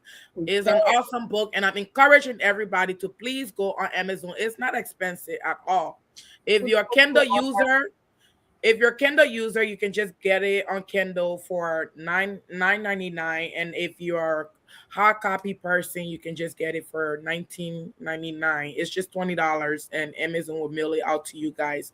We want to say thank you again for tuning in. We all need that book to know the kind of standards that we are on right now and what we need to raise it up to. So please grab a copy of that book and make use of it. It is very, very good. We are all here. We are learning one way or the other, but do not take every topic that we bring here, do not take it lightly, because it is somehow inspiring for somebody. It is changing life, and I'm grateful for that. And on that note, like my mom said, y'all must subscribe. Please go to the YouTube channel. Just do Facebook. Go to the YouTube channel on the network. Now when you go to the YouTube, there are 3 different channels that you will meet there on the Evelyn Marsh. You have the Evelyn Marsh Learning Center, you have the Evelyn Marsh Music, and you have the Evelyn Marsh Network. I'm kindly asking I'm kindly asking you guys to please subscribe to all 3 if you don't mind. But then also let us build the network as well. And then hit the notification button on your phone, that once we start to come on, you will get that notification right away to come and dive in. Don't wait to the end of the conversation, because sometimes it can be juicy from the beginning. And if you come to the end now, you just get we winding down. So try your best to just subscribe to that and hit the button. But I love you guys. And we are bringing some juicy stuff on the way. I can't wait. I'm excited. But this is only on the Evelyn Marsh Network. Thank you again for tuning in. Have a blessed night. On that note, girls, raise girls, women, men, boys, and girls, raise your standard. Okay, here we say we love you, and we love you by force. We want to leave you with a song from Davy Mel that say, I'm grateful. We are grateful that the Lord has brought us thus far.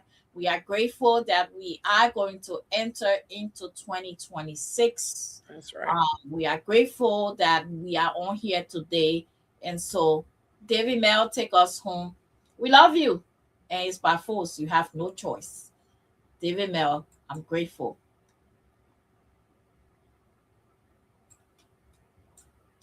Where are you?